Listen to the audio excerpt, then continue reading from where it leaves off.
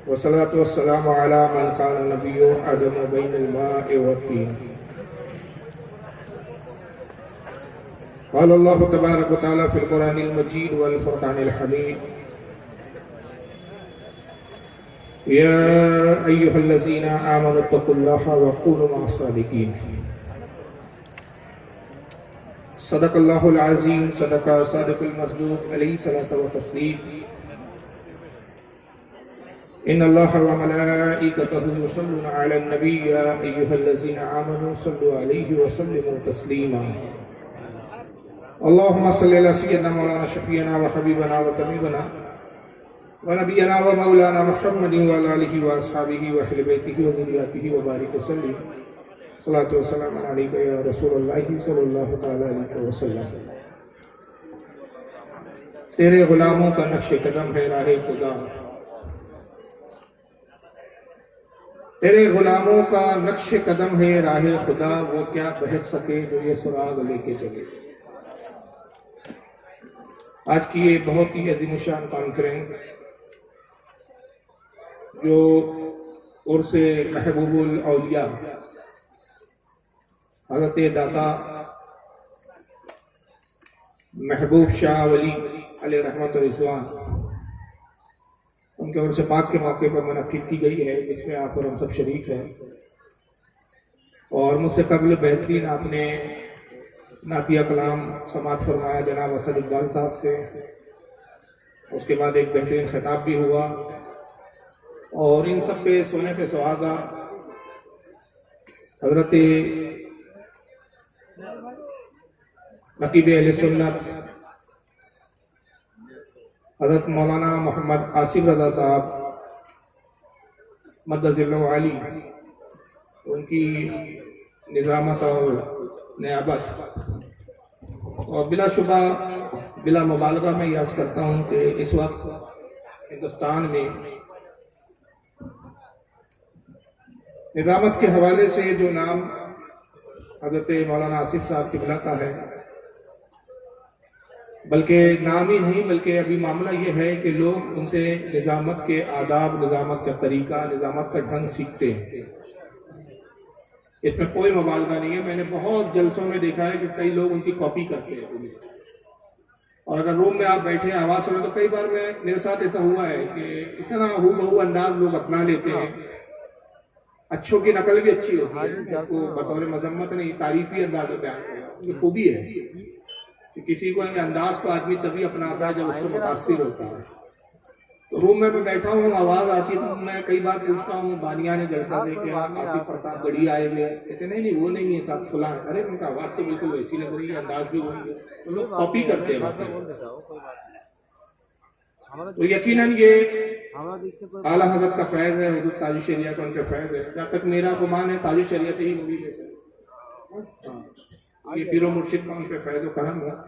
बहरहाल मैं ममनून और मशकूर हूँ यहाँ के उलमाए अहले सुन्नत का, बिलखुसूस मौलाना शौकत साहब किबला का, शौकत अली साहब का कि जिन्होंने मदद किया, और दीगर उलमा जितने हैं सबका नाम लूंगा इसी में वक्त जाएगा, क्योंकि किसी भी सूरत में 2:30 बजे या 2:45 बजे मुझे यहाँ से निकलना है, क्योंकि कलकत्ता से मुझे फ्लाइट पकड़नी है, तो ज़्यादा वक्त नहीं है। बहरहाल बहुत मुख्तसर वक्त में ज़्यादा बातें करने की क्या मैं अभी इस वक्त इरादा रखता हूँ, लिहाजा तमहीद को अब ज़्यादा लंबी ना करते हुए बिल्कुल अपने मौजू पर आता हूँ कि हम हज़रत महबूबुल औलिया का मुश्तह पाक मना रहे हैं। और ये जो उर्स की तकरीब हम बुजुर्गान दीन के मनाते हैं, इसके ताल्लुक से हमारे क्या एतकादात हैं, क्या नजरियात हैं, इंशाअल्लाह कुछ लोगों के जब मैं एतराज दिखाऊंगा तो साथ में जवाब भी आते जाएंगे। मैं सिर्फ इतना बता दूं कि रब तबारक व तआला को 2 चीजें बड़ी पसंद है, बल्कि अगर पूरे इस्लाम का निचोड़ में समेट दूं तो 2 चीजों में इस्लाम पूरा समेट के आ जाता है। एक है रब तबारक व तआला को अपनी तौहीद के साथ अपनी इबादत करना, यानी बंदे का अल्लाह की इबादत करना अल्लाह को बड़ा पसंद है। और दूसरा अल्लाह के जो महबूब है उनसे मोहब्बत, उनकी ताज़ीम और इज्जत और उनकी शान और शौकत का एहतराम, ये कुल इस्लाम का निचोड़ है। और इन दोनों में अगर फिर तकाबुल करें कि अल्लाह को अपनी इबादत ज्यादा पसंद है या अपने महबूबों का अदब और एहतराम और उनसे मोहब्बत, तो अगर मैं इससे गुफ्तगू करूँ, दलाइल दूँ तो रात छोटी पड़ जाएंगी, लेकिन मुझ पर एतमाद करें आप। और मैं बड़ी जिम्मेदारी से कहता हूँ कि इबादत के मुकाबले में अपने महबूबों की ताज़ीम और अदब अल्लाह को ज्यादा महबूब है। और इसके लिए सिर्फ एक छोटी सी बात कर दूं, अगर फैलाऊं तो रात ना काफी है, और मुख्तसर करूं तो इतनी कि इबादत गुजार एक और भी हमने देखा है। 90 करोड़ साल इबादत की उसने, सिर्फ आदम अलैहिस्सलाम जो अल्लाह के महबूब थे, ताज़ीम नहीं की, पूरी इबादत मुंह पे मारकर फेंक दी। तो पता चला कि रब को अपनी इबादत महबूब उतनी नहीं है। ये तो हमारी जरूरत है कि हम उसकी इबादत करें, उसको जरूरत नहीं है कि हम उसकी इबादत करें। अगर वो चीज पसंद करता है तो अपने महबूबों से मोहब्बत। और चूंकि औलिया का मतलब ही होता है दोस्त। कितने बदनसीब है जो कहते तो हैं कि हाँ फुला वली, या फिर कहते हैं इनको मानो मत, इनकी इज्जत की जरूरत नहीं। जहां से डायरेक्ट इस्लाम आया वहीं से बात करो, कुरान से बात करो, हदीस से बात करो, औलिया को बीच से हटा दो। हमने कहा जब तूने खुदा के दोस्तों को दरमियान से हटा दिया तो तेरी दोस्ती अल्लाह से कैसे होगी? जिनको अल्लाह अपना दोस्त फरमा रहा है, तू उनको दोस्त मानने के लिए तैयार नहीं, तो तेरा तो ईमान का भी अता पता नहीं है। और तू सोचता है कि मैं अल्लाह का महबूब बन जाऊं, अल्लाह का जो है अजीज बन जाऊं और अल्लाह मुझे पसंद कर ले, तो नामुमकिन सी बात है। तो अल्लाह के जो औलिया होते हैं, अल्लाह ताला को अपने वलियों से बड़ी मोहब्बत होती है। मोहब्बत होती है इसीलिए उनको वली फरमाया है, ये मेरे दोस्त है। और जब दोस्त बना लिया तो दोस्त क्या होता है, दोस्त की अहमियत क्या होती है? भाई जब किसी से काम निकालना हो तो हम देखते हैं कि भाई फुला साहब से काम निकालना है तो इनका करीबी दोस्त कौन है जिसके जरिए हम अपना काम निकालें। हम दोस्त तलाश करते हैं और उसको सिफारशी बनाकर अपने काम की जो है तकमील करते हैं। तो अगर अल्लाह की इनामात चाहिए, अल्लाह की नेमतें चाहिए, तो अल्लाह के दोस्तों से वाबस्तगी इख्तियार करनी पड़ेगी। अल्लाह के दोस्तों से हमें करीब होना पड़ेगा। और अगर आप अल्लाह के दोस्तों से करीब नहीं हुए, अब इसी को अगर बिदअत, शिर्क और कुफ्र बताना शुरू कर दिया जाए, यानी जो ऐन इस्लाम है, जो अल्लाह की रजा का सबब है, वही अगर शिर्क हो जाए तो फिर तो अल्लाह ही मालिक है, इसके कौन सा इस्लाम पेश करेगा? यही वजह है कि हम अहले सुन्नत और जमात अल्लाह के दोस्तों से करीब होते हैं। और हम बहाने बनाते हैं कि कोई ऐसे तो बहाने हो कि अगर हम अपने दुनियावी मामलात में मशगूल हो जाए तो कम से कम उस बहाने से उस वली की बारगाह में हाजिर होने का मौका मिल जाए। उन्हीं बहानों में से एक उर्स की तकारीब होती है कि अगर ये उर्स खत्म कर दिए जाए तो फिर लोग सालों बाद औलिया की तरफ तवज्जो नहीं देते। लेकिन ये एक ऐसे मौके होते हैं कि लोग फ्यूज की तलब में उसके मौके पर उस बुजुर्गान दीन की जो है कुर्बत को इख्तियार करते हैं, उनकी बारगाह में हाजिर होते हैं। लेकिन जैसे कि मैंने अर्ज किया कि अब इसी को शिर्क कहा जा रहा है। इसके हवाले से एक बहुत बड़े स्कॉलर गुजरे हैं और मुझे पता है कि यहाँ पर बंगाल में उनको इस जमाने में बड़ा पसंद किया जाता था।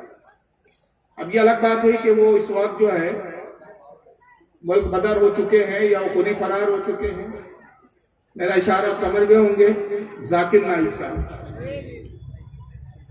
तो इनकी जरा आप बेअदबी का अंदाज देखिए। असल में होता क्या है कि लोग मजमे से मरूब होते हैं, कभी लिबास से मरूब होते हैं, कभी बोलचाल से मरूब होते हैं। अच्छी इंग्लिश बोलते हैं तो लोग समझते बहुत काबिल है, कोट और टाई पहनते हैं तो लोग समझते हैं कि बहुत पढ़े लिखे हैं। मैं हमेशा कहता हूं किसी गधे को अगर टाई और कोट पहना दो तो उससे काबिल नहीं हो जाता।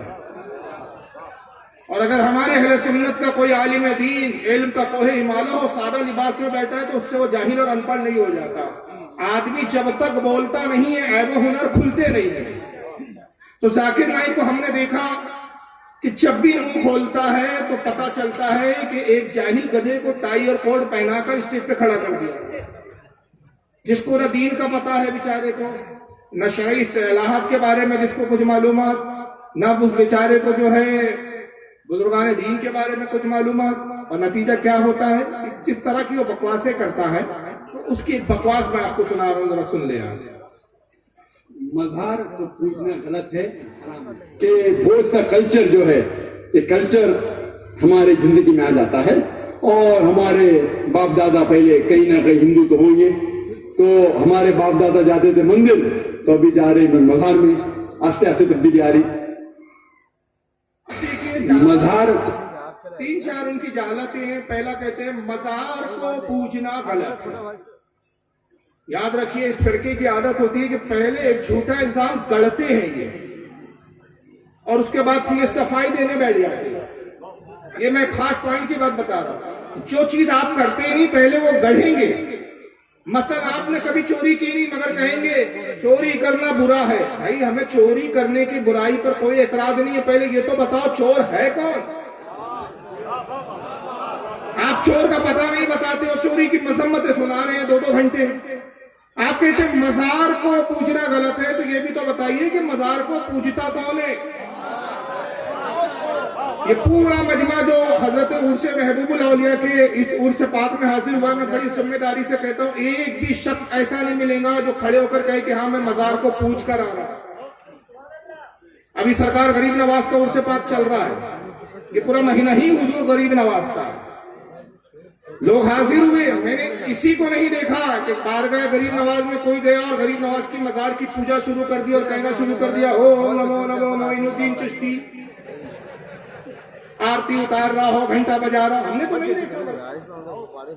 हाँ एक चीज देखा है जिससे इन बेचारों को गलतफहमी हो जाती है। वो अक्सर होता है कि बाज अवाम में से या बाज उलमा भी कह लें कि मजार को चूम लेते हैं, चादर को चूम लेते हैं। ये चूमने को पूजना कहते हैं। चूमना और पूजना और, चूमने और पूजने में बेचारों को फर्क नहीं मालूम। ये तो बहुत छोटी बात है मैं अगर ये कहूं कि मजार को चूमना। हालांकि देखिए इस बारे में वाज़ेह में हुक्म बयान कर दूं, उलमा के दरमियान इस पर इख्तिलाफ है कि चूमना जायज है या खिलाफ अदब है। नाजायज और हराम पर मामला नहीं है। किसी हमारे अहले सुन्नत के आलिम ने चूमने को हराम नहीं कहा, किसी हमारे अहले सुन्नत के आलिम ने इसको नाजायज नहीं कहा। हाँ अदब के खिलाफ है, खिलाफ औला है या खिलाफ औला नहीं है, इस पर गुफ्तगू है। आला हज़रत काज़ी बरेलवी चूंकि बड़े बादब वाक़े हुए हैं, वो कहते हैं कि मेरा फतवा तो यह है कि मजार से 4 हाथ दूरी पर खड़े रहो, यही बेहतर है। और उसको अगर मैं कहूं कि गोया आला हज़रत की ज़बान में आला कह रहे हैं कि भाई एक बहुत बड़े बुजुर्ग की बारगाह में आप खड़े हैं, तो अदब यह है कि दूर खड़े रहो। या मैं कहूं, अब ये आला हज़रत कह रहे, मैं कहूं कि अगर मैं नहीं चूमता, मैं कभी चूम भी लेता हूं कभी नहीं भी चूमता हूं, कभी चूमता इसलिए हो कि किसी को चिढ़ाना होगा मेरा मामला, और कभी इसलिए नहीं चूमता हूं कि आला हज़रत के फतवे पर भी अमल हो जाए। और मुझे एहसास होता है कि मेरे लब इतने गुनाहगार लब इतना गलत जुमले बोल जाते हैं, इतनी बातें ऐसी कर जाते हैं जो खिलाफ वाक़े होती है, ये लब इस लायक नहीं कि उस मुकद्दस वली की चौकट से मसो। ये अदब का मामला है, जायज और नाजायज की बहस नहीं है। अगर चूमने की तुम बात करो तो हम हदीसें दिखाएंगे। मैं अगर हदीसें पढ़ूं, मैंने कहा वक्त कम है, वरना एक एक बात पे खुदा की कसम एक एक हदीस और उसके कई कई हवाले होते हैं। इतने हवाले होते हैं कि इनके बाप ने उन किताबों के नाम नहीं सुने तो मेरी लाइब्रेरी में। अगर जो लोग मेरी तकरीरें हॉल वाली तकरीरें सुनते हैं उन्होंने देखा है, वो सुनते हैं जो लोग रेगुलर सुनते हैं। हॉल की तकरीरें जो मेरी होती है मखसूस मैं अपनी लाइब्रेरी में बैठ के किसी खास मौजू पर जब मैं किताब करता हूँ तो एक एक हदीस पर 20-20, 30-30, 40-40 किताबों के हवाले क्यों किताबें लाद दो तो ये मर जाए। सिर्फ एक हदीस सुना दूं, इमाम हाकिम ने मुस्तदरक में लाया कि हजरत अबू अय्यूब अंसारी रज़ियल्लाहु ताला अन्हु रसूलुल्लाह के रोजे को बोसा देते थे, और जब एक मरतबा वो रसूलुल्लाह के रोजे को बोसा दे रहे तो उस वक्त एक बहुत बड़ा वहाबी मरवान इब्न हकम आता है और उसने आके कहा कि शख्स क्या कर रहा है तू। मतलब उसका जुमला यही था कि शिरक कर रहा है, बिदअत कर रहा है, शिरक और बिदअत रसूल की बाजार के साथ। कहा कि तू क्या कर रहा है, कि क्यों रसूलुल्लाह के कब्र पे अपने सर को झुका के रखा हुआ है। तो हज़रत अबू अय्यूब अंसारी रज़ियल्लाहु ताला ने सर उठाया और इरशाद फरमाया, नाम हाँ मैं जानता हूं मैं क्या कर रहा हूं। जी तो रसूलुल्लाह सल्लल्लाहु अलैहि वसल्लम वलम आतिल हजर, मैं रसूलुल्लाह की बारगाह में मुलाकात के लिए आया हूं, किसी पत्थर के ढेर के पास नहीं आया। तू चाहिए हमें सहाबी रसूल को बताएगा शिर्क और इसका फर्क क्या होता है, तौहीद का फर्क। हम जानते हैं कि हम क्या कर रहे हैं। और यही हजरत अब्दुल्ला इब्न उमर रज़ियल्लाहु ताला अन्हु, इसको इब्न तैमिया ने भी अपनी किताब अल वसीला में लिखा है। और अगर हमारे अहले सुन्नत के उलमा की बयान करूं तो लंबी फहरिस्त है कि इस हदीस को कितने कितने मुहद्दिसीन ने लिखा है, मगर इब्न तैमिया के इनके घर का मैं हवाला दे रहा हूं कि इब्न तैमिया ने किताब अल वसीला में लिखा कि हजरत अब्दुल्ला इब्न उमर रज़ियल्लाहु ताला अन्हु की आदत करीमा थी कि जब आप सफर पर निकलते तो रोज़े रसूल पर पहले हाजिर होते, हुजूर की बारगाह में हाजिर होकर बड़े अदब से सलाम करते, अस्सलाम वालेकुम या रसूल अल्लाह। देखिए जवाब भी आ रहा है, कहता है मैं जानता हूं कि कुछ लोग गलती की बुनियाद पर, जहालत की बुनियाद पर, कम इल्मी की बुनियाद पर कब्रों पर जाते हैं और ये सहाबा का अमल है कि रसूल के रोज़े पर हाजिर हो रहे हैं। हज़रत अबू अय्यूब अंसारी हाजिर होते हैं, अब्दुल्लाह इब्न उमर हाजिर होते हैं, हुजूर के रोज़े के करीब आते हैं, कहते हैं अस्सलाम वालेकुम या रसूलल्लाह। हज़रत अबू बकर सिद्दीक की कब्र मुबारक के करीब आते हैं, कहते हैं अस्सलाम वालेकुम या अमीरुल मोमिनीन अबा बकरीन। फिर हजरत उमर अपने वालिद की कब्र के पास आते कहते अस्सलाम वालेकुम या अबा, ऐ वालिद साहब आपके सलाम हो। और रावी हदीस अब्दुल रहमान कहते, अब्दुल रहमान अल कारी, वो फरमाते मैंने एक बार नहीं, दो बार नहीं, बारहा हमेशा देखा कि हुजूर की कब्र पर, वालिद की कब्र पर, अबू बकर सिद्दीक की कब्र पर सलाम करने के बाद मस्जिद नबवी के उस मिंबर के पास आते जिस पे सरकार जलवागर होते और उस मिंबर पे बोसा देते। पूछता कोई कि आप क्या कर रहे हैं? क्या जानते नहीं इस पे रसूलुल्लाह का जिस्म अथर लगा है, इसलिए मैं इसे चूम रहा हूं। ये चूमने को पूछना कैसे है बेचारे? यानी जो रसूल से करीब है वो तौहीद को और शिर्क के इम्तियाज और फर्क को न समझ सके। जाकिर नाइक साहब टाई पहन के गधे साहब आप समझ रहे हैं। तो चूमना और होता है और पूजना, और खुदा की कसम कोई सुन्नी किसी मजार को पूजता नहीं। हम मजारों का अदब करते हैं, एहतराम करते हैं, और यह एहतराम इसलिए करते हैं कि रसूलुल्लाह ने हमें एहतराम करने का हुक्म दिया है।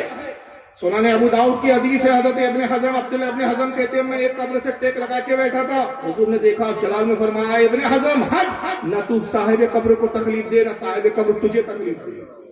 अब क्या या रसूलुल्लाह, क्या इस तरह भी साहिब कब्र को तकलीफ होती है? फरमाया ऐसे ही तकलीफ होती है जैसे किसी जिंदा को तकलीफ होती है। कब्रों के अदब का हुक्म दिया गया। हज़रत अबू हुरैरा कहते हैं कि मेरे नजदीक ये आसान है कि मैं तलवार पर चलकर गुजर जाऊं, ये आसान है कि मैं आग के शोलों पर नंगे पैर गुजर जाऊं, मगर इससे कई गुना ये मेरे नजदीक सादा शदीद है कि मैं किसी मोमिन की कब्र पर पैर रख दूं। क्यों भाई, कब्र पे पैर रखने से क्या आपको तकलीफ है? मिट्टी का तो ढेर है आखिर नहीं। उन्होंने बता दिया 1400 साल पहले अकीदा। अब हज़रत अबू अय्यूब अंसारी ने वाज़ेह लफ्जों में कहा कि वलम आतिल हजर, मैं पत्थर के ढेर के पास नहीं आया हूँ। उनकी निगाह देख रही थी आने वाले जमाने में एक ऐसा बदबख्त आएगा जो तक़वतुल ईमान नाम की किताब लिखकर हुजूर की कब्र को मिट्टी का ढेर कहेगा, मरकर मिट्टी में मिल गया। तो अंदाजा लगाइए, जाकिर नाइक को आप स्कॉलर समझते हैं, और हालत यह है कि उसके बाद फिर दूसरी चाहत की उन्होंने कहा मैं जानता हूं कि कल्चर जब आपस में मिक्सअप हो जाता है, देखिए जुमले यही थे ना कि बार बार दिखाऊंगे, याद रखिए जुमलों को जब मैं वीडियो दिखाऊं। कहा कि हमारा जो कल्चर है मिक्स हो जाता है। हमारे बाप दादा पहले कहीं ना कहीं तो हिंदू थे, माफ करना हमारे बाप दादा हिंदू थे।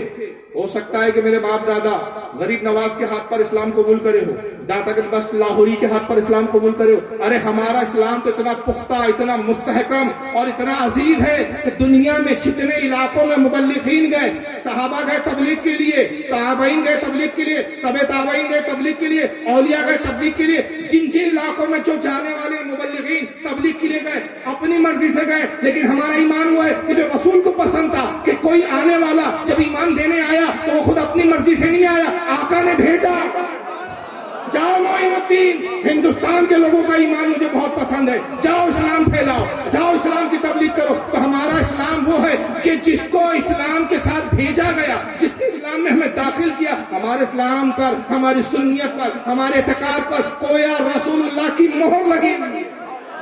तो हमारे बाप दादा हिंदू थे, मगर ऐसे मुसलमान हुए कि आज हम में कोई फारूक नाइक नजर नहीं आता, फारूक रज़वी नजर आएगा, फारूक कादरी नजर आएगा, फारूक चिश्ती नजर आएगा। ये तेरी बदनसीबी है, तेरा बाप भी काफिर था, आज भी तो अपनी कुफ्र की निस्बत नाइक को लेकर घूम। नाइक याद रखिए, मुसलमानों के नाम नाइक नहीं होते। रहा होगा तो किसी नाइक कबीले से, मगर अब तो तू अगर बाज़ाहिर कलमा पढ़ रहा है ना, नाइक तो हटा, कादरी लगाने में शर्म आती है, चिश्ती लगाने में शर्म आती है, सरवर्दी लगाने में शर्म आती है। तो जिनको अपनी निस्बत बुजुर्गों से जोड़ना बिदअत नजर आती है, अपने बाप जो कुफ्र पे मरे उनकी निस्बत नाइक लगाना पसंद आता है। तो मुसलमानों की आंखें नहीं खुल रही है, किसके पीछे जा रहे हैं, किन निस्बत वालों के पीछे जा रहे हैं। कादरी निस्बत को छोड़ के जा रहे हैं, चिश्ती निस्बत को छोड़ के जा रहे हैं, सरवरदी निस्बत को छोड़ के जा रहे, अशरफी निस्बत को छोड़ के जा रहे, रजवी निस्बत को छोड़ के जा रहे। खुदा की कसम वो ये निस्बतें हैं। कोई मुझे कहे फारूक तू बरेली है, मैं खुश हो जाता हूँ। कोई कहता है तू चिश्ती है, मैं खुश हो जाता हूँ। कोई कहता है तू कादरी है, मैं खुश हो जाता हूँ। कोई कहता है तू अजमेरी है, मैं खुश हो जाता हूँ। इसलिए कि मैं जानता हूँ तुम जिन जिन से मेरी निस्बत जोड़ रहे हो सब जन्नती है। तुम्हारी बदनसीबी है कि मैं वहाबी कहता हूँ, तुम्हें शर्म आती है और तुम चीख पड़ते हो कि हमें वहाबी क्यों कहते हो।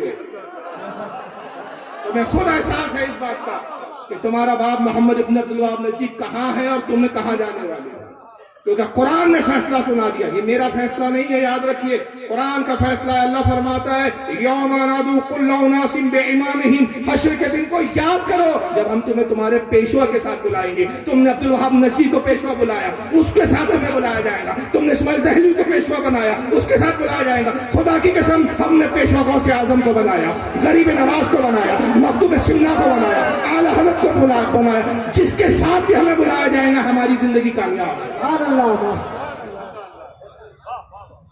तो अपनी निस्बत रखना बदल सके। आज भी नाइक का तुक्का लेके घूम रहे हो, बातें कहते हो, कल्चर मिक्स होता है। हमारे बाप दादा काफिर थे, इस वजह से वो समझ ही नहीं सके। पहले जाते थे मंदिर, अब जा रहे मजार। कल्चर नहीं छोड़ पाए। यानी चाहिल के नजदीक मजार और मंदिर एक तरह है, और उससे बड़ा चाहिल और है आपका, अभी जो भागा नहीं है मुझसे जरूर भाग रहा है, बलात्कारी बाबा।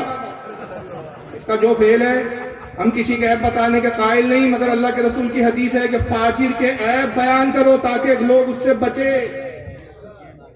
ये हदीस है।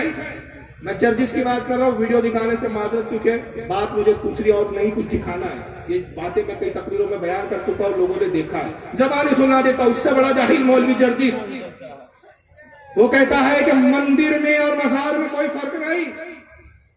वहां खड़ी मूर्ति है या बड़ी मूर्ति है, वहां चुनरी चढ़ती है या चादर चढ़ रही है, वहां पर मूर्ति को धोया जा रहा है या कब्र को धोया जा रहा है, वहां पर भजन हो रहा है, यहाँ पर कव्वाली हो रही है। कोई फर्क नहीं साहब इसमें और उसमें। मैंने कहा सुनो मौलवी जर्जिस साहब, आज तक इस बात का जवाब नहीं दे सका। 8 साल हो रहे, 8 साल के 8 सदियां गुजर जाएंगी, मर खप जाएगा, इसकी नस्लें जवाब नहीं दे सकेंगे। मैंने कहा सुनो, मजार और मंदिर में इतना ही फर्क है। सुनो, एक ही जुमले में बात खत्म कर रहा हूं, दलील की बातें अलग है। मजार और मंदिर में इतना ही फर्क है जितना तेरी बहन और तेरी बीवी में फर्क है। औरत दोनों हैं, मगर एक के पास जाना हलाल है, दूसरी के पास जाना हरामकारी है देखने में एक ही। तो वहां पर अगर चाहते हो, मैं नाम नहीं लूंगा, हिंदुस्तान की फिजा बड़ी टाइट हो गई है, यहां जाते हो या लानतें हैं, यहां जाते हो बरकतें और रहमतें हैं।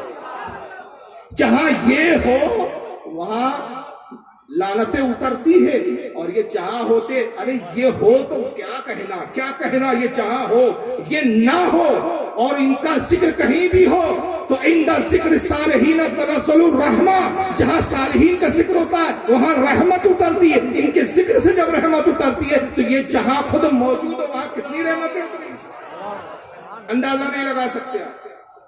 मगर जर्जी साहब और इनको देख लीजिए, महाराज क्या नाम है, नाइक साहब का, दोनों कहते हैं कि साहब पहले जाते थे मंदिर बाप दादा, अब जा रहे हैं मजार। और मैं जानता हूं कल्चर मिक्स हो जाता है। जब कल्चर मिक्स हो जाए तो जाना नहीं चाहिए फिर, क्योंकि शिर्क है। मजार को बनाना फिर जो है उन्होंने कह दिया सब हराम है।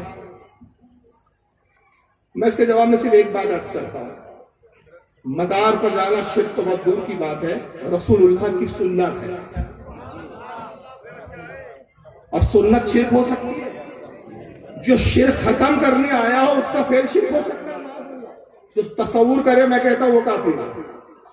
नबी शिर्क मिटाने आए हैं, शिर्क को फरोग देने नहीं आए।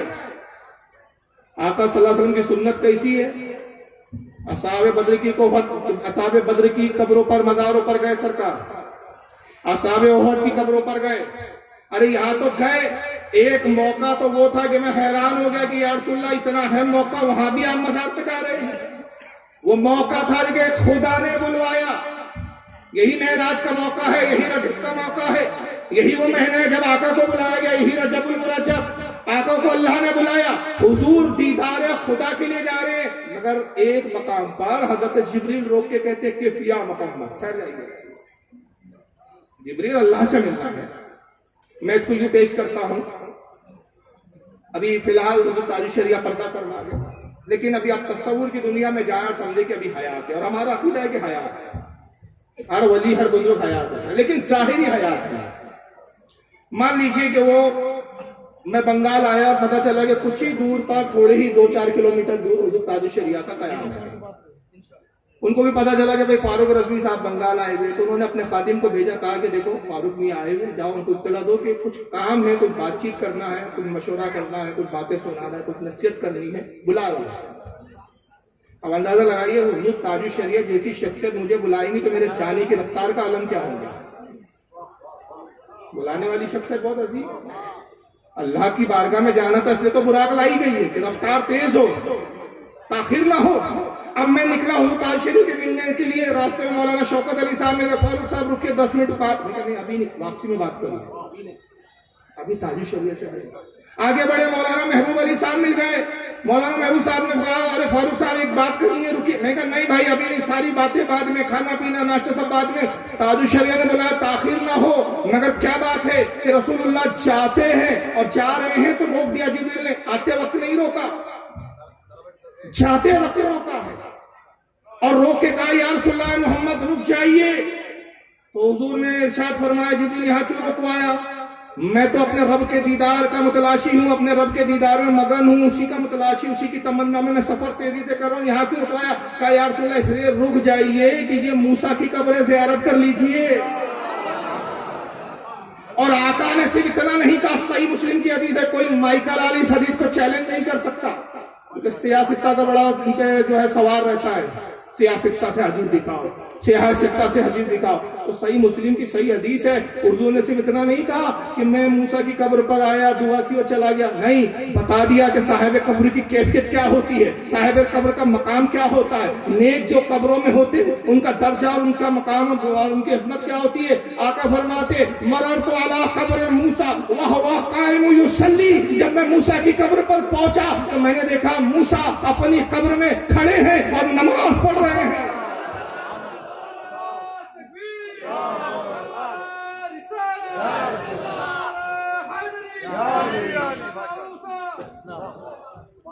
तो बता दिया कि साहिब कब्र मुर्दा नहीं होते, जो उन्हें मुर्दा कहे उनके अकीदे मुर्दा हुआ करते।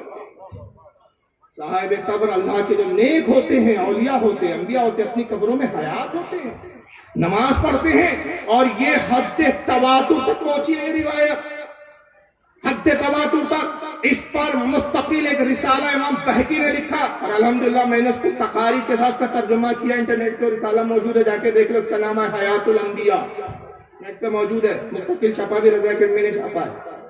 हयातुल अंबिया में हद तवातुर तक रिवायत है कि इमाम बहकी कहते सिर्फ रसूलुल्लाह नहीं, सिर्फ खास मूसा की बात नहीं है, हर नबी की शान यह है कि अल अंबिया अहयाउन फी कुबूरिहिम युसल्लून, अंबिया अपनी कब्रों में जिंदा होते हैं और नमाज पढ़ते हैं। हर नबी की शान यही है, और औलिया की भी शान यह है। हज़रत इमाम जलालुद्दीन सूती फरमाते हैं कि बाद औलिया का तो ये हाल है कि उन्हें सोने का, सुर्ख सोने का, खालिस सोने का, हमारे यहाँ के सोने में तो मिलावट है, ये सोना भी कहीं और से आ रहा है, खालिस सोने का कुरान लिखा हुआ दे दिया जाता है और कब्र में बाकायदा कुरान देखकर तिलावत करते हैं। इमाम जलालुद्दीन सूती ने शरह सुदूर में लिखा, इसको इमाम इब्न अबी दुनिया ने लिखा, इसको हजरत इमाम कुर्तबी ने तस्करतुल मौता में लिखा, तस्करतुल कबूर माफ कीजिए। तो कई किताबों में हदीस मौजूद है। तो आका फरमाते कि जब मैं मूसा की कब्र पर आया, मैंने देखा मूसा अपनी कब्र में नमाज पढ़ रहे हैं। मूसा अलैहिस्सलाम फारिग हुए, हुजूर ने सलाम में पहल की, गुफ्तगू हुई, हुजूर आगे बढ़ गए। तो जिब्रील ने रोका क्यों था? रोका इसलिए था कि जिब्रील की निगाह देख रही थी आने वाले जमाने में जाकिर नाइक जैसे जाहिल आने वाले हैं, तो वो कहेंगे मजार पर जाना हिंदू कल्चर, बाप दादा जाते थे मंदिर, अब जा रहे मजार, तो अल्लाह के नबी उसकी काट आज ही 1400 साल पहले कर दीजिए, ताकि आप यहाँ रुके, मूसा की कब्र की जियारत करें, ताकि ये सुन्नत बन जाए कि कब्र की जियारत करवाना मेरी सुन्नत, कब्र की जियारत करना या रसूलल्लाह आपकी सुन्नत, दो सुन्नतें कायम है। और मेराज में जाते हुए जियारत इसलिए की, आते हुए नहीं, जाते हुए इसलिए कि हुजूर ने सहन दिया कि देखो मेराज बड़ा मुकद्दस सफर है, दीदार खुदा के मकसद से जा रहा हूं, तो मैं ए उम्मतियों सहन दे रहा हूं कि जब किसी अच्छे काम के लिए निकलो तो जो तुम्हारे इलाके का वली कामिल हो उसकी कब्र की जियारत करते हुए निकलो। यही वजह है कि हमारे अहले सुन्नत में मामूल है, हम हज के लिए भी जाते हैं तो पहले इलाके के वली की बारगाह में हाजिर होते हैं। और आला हज़रत ने उसको यूं कह दिया, उनके तुफैल हज भी खुदा ने करा दिए, असली मुराद तो हाजिरी पाक उधर की है। तो बहरहाल ये जाकिर नाइक साहब का मामला था, कब्रों की ज़ियारत उनको शिर्क और बिदअत नजर आता। और फिर इस पर एक एतराज और होता है, चूंकि हजरत महबूबुल औलिया जिनका मुर्स मना रहे हैं, मुझे बताया गया कि मशहूर बुजुर्ग, तो एक तबका ऐसा है कि जो मजहूबियत का ही इनकार कर देता है, और फिर ऐसी ऐसी तौहीनें और ऐसी ऐसी बदतमीजियां करते हैं ये लोग, जिसको सुनने के बाद आदमी हैरान हो जाता है कि यार ये लोग वाकई मुसलमान हैं या इनको मुसलमान कहना भी दुरुस्त है या नहीं। दुरूद शरीफ पढ़े आप तो मैं बताऊं। अल्लाहुम्मा सल्ली अला सय्यिदिना। वो बुजुर्ग ये जनाब है तौसीफुर रहमान साहब, सऊदीया में रहते हैं इस वक्त, है तो पाकिस्तान के लेकिन सऊदीया में रहते हैं। और वहां ये क्यों रहते हैं? ज़कात खैरात सदक़ात सब वहीं पे मिलती है। सारे लोग सर नंगा करोगे, वहाबी हो, गुस्ताख हो, बदमज़हब हो, आपकी नमाज नहीं होती। और अगर सारा कुछ उतार दो, अब आप रजिस्टर्ड वली हो, कन्फर्म मोहर लगी हुई है, अब कोई गुस्ताखी नहीं। सिर्फ सर नंगा करोगे तो बड़े गुस्ताख, और हर चीज नंगी करना दे तो बस पहुंच गए, एक धक्का आखिरी लगेगा सीधे जहन्नम में। ये वलियों के बारे में कहा जा रहा है, एक धक्का लगेगा आखिरी जहन्नम में, तो खुद ये जाएगा। याद रखिए, मज्जूब वली उसे कहा जाता है जो होश और हवास में नहीं होता, जाहिरी दुनिया के होश में नहीं रहता, याद इलाही में मगन होता है, और अल्लाह की याद में इतना डूबा होता है कि उसको दुनिया और माफिया का होश नहीं होता। हज़रत कहते हैं कि जो होश में ना हो वो क्या ना करे। एक मुस्लिम मिसरे में मसला हल कर दिया। बाद मज्जूब औलिया ऐसे मिलेंगे कि कपड़े पहनने का होश नहीं है, उनका कुछ शकल जाहिर हो जाता है बाज़ औक़ात, या घुटने खुले हुए बैठे अपनी धुन में। अब चूंकि इन्होंने हदीसों को पढ़ा नहीं बेचारों ने, एतराज करने बैठ गए और एतराज ये किया कि साहब वो अल्लाह का वली नहीं होता, मुझे बड़ी बड़ी है, गंदा संदा बैठा हुआ है, लिबास का होश नहीं है, वो अल्लाह का वली नहीं होता। टोपी उतार दो तो तुम गुस्ताख कहते हो, यहाँ तो सब उसने उतार दिया, नंगा पड़ा हुआ, फिर भी वली कह रहे हो। जनाब वो होश में नहीं है, और शरीयत जो है बेहोश आदमी पे हुक्म नहीं लगाती। आपने टोपी उतारी तो आप भी बेहोश है क्या? समझ रहे आप भी मजदूब है क्या? अगर मजदूब हो तो फिर टोपी ना पहने तो हम नहीं बोलेंगे, मगर होश में और टोपी नहीं पहन रहे तो फिर एतराज किया जाता है कि भाई बेहद। चलिए बहरहाल इनको रखिए। इसी बात को दूसरे मौलवी साहब ने भी कुछ दूसरे अंदाज में बयान किया है। इनका नाम है जावेद उस्मान, कर्नाटक के। क्या थे? एक मजजूब थे। मजजूब का असल में मतलब जस्ट से मजजूब आया। जस्ट का मतलब है जैसे स्पंज वगैरह क्या था, पानी को जस्ट कर लेता है, वैसे इन्हों अल्लाह को जस्ट कर लिएगा, वैसे इन्हों अल्लाह को जस्ट कर लिएगा, खींच लिए। क्या पावर था कि उनके अंदर मालूम नहीं। रोक रोक के बोलूंगा तो भूल जाऊंगा। तारीफ ही उल्टी बता दिया बेवकूफ। अल्लाह को नहीं खींचे, अल्लाह जिन्हें अपनी तरफ जज्ब कर लेता है उसको मजदूब कहते हैं। जो अल्लाह की याद में जज्ब हो जाए उसको मजदूब कहते हैं। जो अल्लाह की याद में डूब जाए उसको मजदूब कहते हैं। जिसको अल्लाह अपने से इतना करीब कर ले कि उसमें और अल्लाह के दरमियान में फर्क खत्म हो जाए उसको मजदूब कहते हैं। ये मोहिउद्दीन इब्ने अरबी की इस्तिलाह देखिए, मैंने बात जुमला निकल गया, अब तशरीह करने जाऊंगा बड़ी लंबी बात हो जाएगी। बस मोहिउद्दीन इब्ने अरबी ने तसव्वुफ की तारीफ क्या की है मालूम है? ये क्या समझेंगे बेचारे। मोहिउद्दीन इब्ने अरबी फरमाते हैं कि तसव्वुफ में शराब है, तसव्वुफ एक शराब है। आप लोग पहले यही फतवा लगा देंगे ये शराब बोल रहे हैं, अरे ये मारिफत की शराब है, ये वो शराब है। तसव्वुफ में शराब है, जिसने ये पी उसको नशा चढ़ा, जिसको नशा चढ़ा वो डूब गया, जो डूब गया उसने पा लिया, जिसने पा लिया उसके और उसके महबूब में कोई फर्क ना रहा। अब इसकी तशरीह बड़ी लंबी है, बस इतना मैंने दलील के तौर पे बोल दिया क्योंकि एक जुमला निकल गया था। अल्लाह को जो अपने तरफ जज्ब कर ले वो नहीं, अल्लाह तो मादों से पाक, हुदूदों से पाक, लिमिट से पाक, जहतो सिद्धों से पाक। अल्लाह जिन्हें अपनी तरफ जज्ब कर लेता है, जो अल्लाह की याद में डूब जाते हैं, जिनकी जातें अल्लाह की जात में फना हो जाती है, उसको मजदूर कहते हैं। तारीफ इन्होंने उल्टी बयान कर दी। अब उसके बाद आगे देखिए क्या मजाक उड़ाते हैं मुस्लिमों का। वैक्यूम क्लीनर में खींचने का पावर गिवर उसका डबल टिबल ताकि क्या बला मजजूब थे। इस बात से क्या नहीं बोलते ये लोग, वली वगैरह लफ्ज इस्तेमाल करते, मजजूब थे। वो मजजूब क्या, देखने को दीवाना छलना करते, लेकिन सब मालूम उसको, देखने में दीवाना लेकिन सब मालूम थी। ये तारीफ में नहीं बोल रहे, आप सोच रहे होंगे तारीफ कर रही है, बल्कि क्या है, ये मजाक उड़ाया जा रहा है।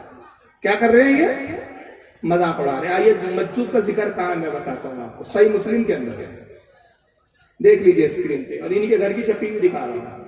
दारुस्सलाम सऊदी अरब रियाद के जो नुस्खा उसकी हदीस है। किताब अल बर्रे वस्सिलाती वल अदब, ये बाब का नाम है, इमाम मुस्लिम ने जो रखा, और इसके अंदर जो बाब लाया, ये किताब का नाम है, बाब का नाम है फज़्ल ज़ोफ़ाई वल खामिलीन। अब इसके अंदर देखिए हदीस क्या ला रहे हैं, हदीस का नंबर है 6577। अन अबी हुरैरा रज़ियल्लाहु अन्हु, अबू हुरैरा से रिवायत है, अन्ना रसूलुल्लाह सल्लल्लाहु अलैहि वसल्लम क़ाला रुब्बा अशसा मदफ़ुइन बिल अब्वाब। अबू हुरैरा रज़ियल्लाहु ताला अन्हु कहते हैं कि अल्लाह के रसूल सल्लल्लाहु अलैहि वसल्लम ने इरशाद फरमाया, कितने ही ऐसे लोग हैं कि जिनका हाल पुरागंदा है ना, मैले कुचले, लिबास मैले, दाढ़ियां बड़ी हुई है, ये पुरागंदा लफ्ज में सारी चीजें आ गई, जिनके बाल बिखरे हुए, और मदफूइन बिल अफ़वाब, जिनको दीवाना समझ के लोग दरवाजों से धुतकार देते हैं, जिनको लोग दीवाना समझते हैं, दरवाजों पे खड़े रहना जिनका गवारा नहीं करते, ये मजदूर है कि देखने में गंदे संदे दरवाजों पे धुतकारे जा रहे हैं, मगर उनका मकाम के आगे आका कहते लौ अक़सम अलल्लाहि ला अबर्रा, मकाम वो है कि अल्लाह पर भरोसा करके कसम खा ले, अल्लाह उनकी कसम को पूरा फरमा दे। अब अगर कसम खा के मुर्दे को ठोकर मारे, बिस्मिल्लाह, मुर्दा जिंदा हो जाए। बीमार आए कहे हुजूर बीमार हूं, शिफा अता कर दीजिए, अल्लाह की कसम कहा कर कह दे जा तुझे शिफा दी गई, अल्लाह कसम को पूरा फरमा। ये है मुस्लिम की हदीस। इन बेचारों को सही मुस्लिम पढ़ने की तौफीक नहीं, हालांकि हदीस तिरमिज़ी में भी है, किताबुल मराकिब में आई हदीस, हदीस नंबर 3854। इमाम बज़्ज़ार ने भी लिखा है इसको, इमाम तहावी ने भी इसको शरह मुश्किल आसार में लाया है, हकीम तिरमिज़ी ने नवाज़िल उसूल में लाया है, इमाम इब्न हिब्बान ने इसको अपने सही में लिखा है, इमाम तबरानी ने मौजम औसत में लिखा है, मुतअद्दिद हवाले इसके, मगर नाम अहले हदीस। मैं आसिफ भाई से माजरत के साथ एक जुमला कहूंगा, क्योंकि हजरत का मिजाज मुझे मालूम है। एक जलसे में हम थे, मैंने वहाँ काफी बहुत शिद्दत से रद्द किया, तो जलसे के बाद मुझसे कह रहे थे फारूक भाई आज थोड़ा अंदाज अलग था, और आप यार थोड़े पढ़े लिखे हो, मैं LLB भी किया हूँ, लायर भी हूँ, दुनिया की तालीम भी है, दीनी तालीम भी है, तो यार आज अंदाज कुछ और था। तो इसलिए मैं ये जो जुमला भी कहने जा रहा हूँ तो माजरत के साथ कि कोई ख्वाहिशा औरत, अब पता नहीं ये बंगाल वाले समझ रहे हैं इनके जुमला, कोई ख्वाहिशा औरत अपना नाम तकद्दुस बानो रख दे, बस अच्छी से अच्छी अदब में नहीं बोल सकता। कोई ख्वाहिशा औरत अपना नाम तकद्दुस बानो रख ले, तो नाम रखने से वो ख्वाहिशा तकद्दुस बानो नहीं होती। तो चंद जाहिल जिनकी हदीसों पे नजर नहीं, अपना नाम अहले हदीस रख ले तो अहले हदीस नहीं बन जाते। अहले हदीस बनने के लिए हदीस का जानकार बनना पड़ता है। इन बेचारों को यह हदीस नहीं मिली। और आइए मस्जिद का जरा मकाम भी देखें, ये तो दुनिया की हालात थी कि दरवाजों में धुतकारे गए, बाल बिखरे में थे लोग, दीवाना पागल मजनून समझ रहे थे, मगर आइए जरा उनका एक मकाम क्या है। सुनाने इब्न माजा, ये भी इन्हीं बेचारों के आगे छपी हुई है। मुझे लगता है पैसे कमाने के लिए छपते बेचारे, पढ़ते नहीं। सुनाने इब्न माजा किताब सुहत और हदीस नंबर 4115, बाब मन ला युबाहु लहू, तर्जमा होता जिनकी लोग परवाह नहीं करते, जिनकी परवाह ना की जाए। हदीस नंबर 4115, अन मुआज़ इब्न जबल क़ाल क़ाल रसूलुल्लाह सल्लल्लाहु अलैहि वसल्लम अला उख़बिरुका अन मुलुकिल जन्नह। मुआज़ इब्न जबल कहते हैं कि रसूलुल्लाह सहाबा के दरमियान बैठे और सहाबा से फरमाया, आका ने, ऐ मेरे सहाबा की जमात, क्या मैं तुम्हें जन्नत के बादशाहों की खबर न दूं? जन्नत में बादशाहत किनकी चल रही है? कौन जन्नत में बादशाह होंगे? किनकी मानी जाएंगी? किनका हुक्म चलेगा? अला उख़बिरुका अन मुलुकिल जन्नह, क्या मैं तुम्हें जन्नत के बादशाहों की खबर ना दूं? कुल तो बला।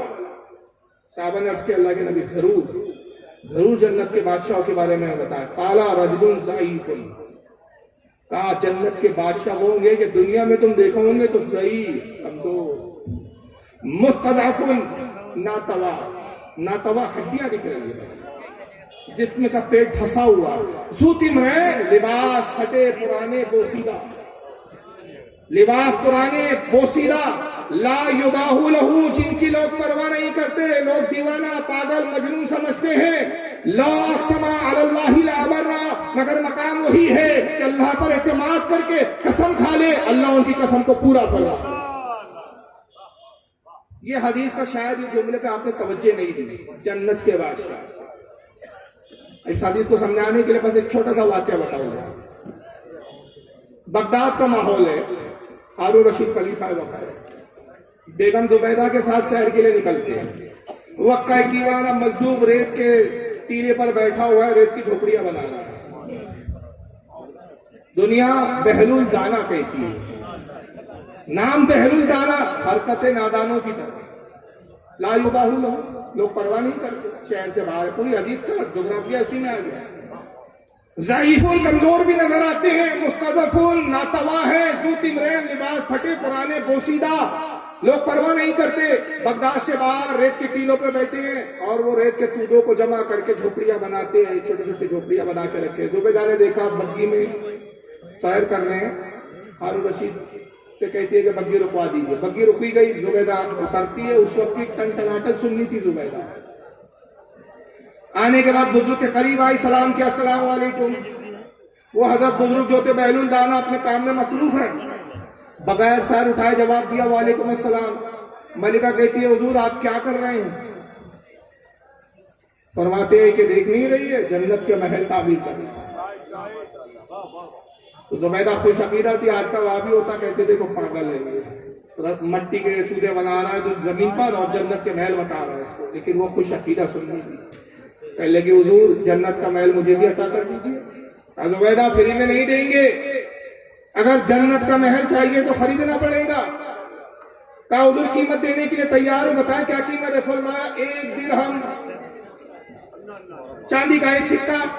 जुबैदा ने 1 रुपए का निकाला सिक्का, हजरत बहलुल दाना की हथेली पर रख दिया। बहलुल दाना ने सिक्का लिया और वो जो झोपड़ी एक बनाई हुई थी उसको आगे कैसा खचका के उसको तोड़ दिया। कहा जा ऐ जुबैदा ये महल जन्नत का तेरा हुआ। बात खत्म हो गई, महल पर लौट आए। हारून रशीद जुबैदा से कहते हैं कि मलिका, एक फकीर को, एक दीवाने को 1 रुपया देके जाया कर दिया, किसी गरीब मिस्किन को देती कुछ काम आ जाता। वो रुपये की कदर क्या जाने, कुछ देर हथेली पे उठा लेगा, खेलेगा, फेंक देगा। जुबैदा कहती है अमीरुल मोमिनीन जाने दीजिए, हमारे पास तो अल्लाह ने इतनी दौलत दी है, 1 रुपये की क्या मिलेगी। बात खत्म हो गई। रात का वक्त आता है, हारून रशीद अपने ख्वाबगाह में अपने नींद के कमरे में सो रहे हैं। रात में ख्वाब देखते हैं कि जन्नत का एक माहौल है और ये जन्नत की सैर करते करते आगे बढ़े, एक महल के करीब पहुंचे। महल के सदर दरवाजे पे लिखा था कसरे जुबैदा, जुबैदा का महल। साथ में कोई 2 सिपाही खड़े हुए पहरा दे रहे, गोया फरिश्ते हो, पहरेदार है। और उसी करीब पहुंचे, कहा कि भाई ये क्या हमारी बेगम जुबैदा जो हमारी दुनिया में बेगम थी उसी का महल? कहा आपने सही पहचाना बादशाह वक्त, ये आप ही की बेगम जुबैदा का महल है। कहा भाई हमें इजाजत दीजिए, हम अंदर जाए आपकी बेगम से मिलने। कहा नहीं, वो सब रिश्ते नाते दुनिया में थे, यहाँ ये मालिक इस्माइल की जुबैदा, जब तक हम मलका से इजाजत ना ले ले आप महल में दाखिल नहीं हो सकते। ठहरे, हम इजाजत लेकर आते। खलीफा ने कहा ठीक है वो बात का मामला, इजाजत, मगर ये तो बताओ किस अमल की बुनियाद पर मेरी बेगम को ये महल दिया गया? कौन सा अमल अल्लाह की बारगाह में कबूल हुआ? तो वो फरिश्ते कहते हैं कि अमीरुल मोमिनीन, किसी अमल की तरफ रब तबारक व तआला ने तवज्जो नहीं फरमाई, बल्कि ये तो वो महल है जो बहलुल दाना ने 1 रुपए के सिक्के में जुबैदा को अता किया। हारून रशीद की नींद को लिए हड़बड़ा गए, रोने लगे। कहा कि हम तो एक दीवाना समझ रहे थे, पागल समझ रहे थे, मगर ये तो फरदाना निकला, अल्लाह का वली निकला। जुबैदा को बेजार किया, कहा जुबैदा तुम कामयाब निकली, हम नाकाम हुए। कहा क्या हुआ अमीरुल मोमिनीन? सारी दास्तान सुनाई। कहा चलो अभी फकीर को तलाश करें। अब फकीर को तलाश करने निकले, मगर हजरत बहलुल दाना का पता नहीं है। वजह यह है कि दीवानों की कोई एक जगह, एक मंजिल नहीं होती।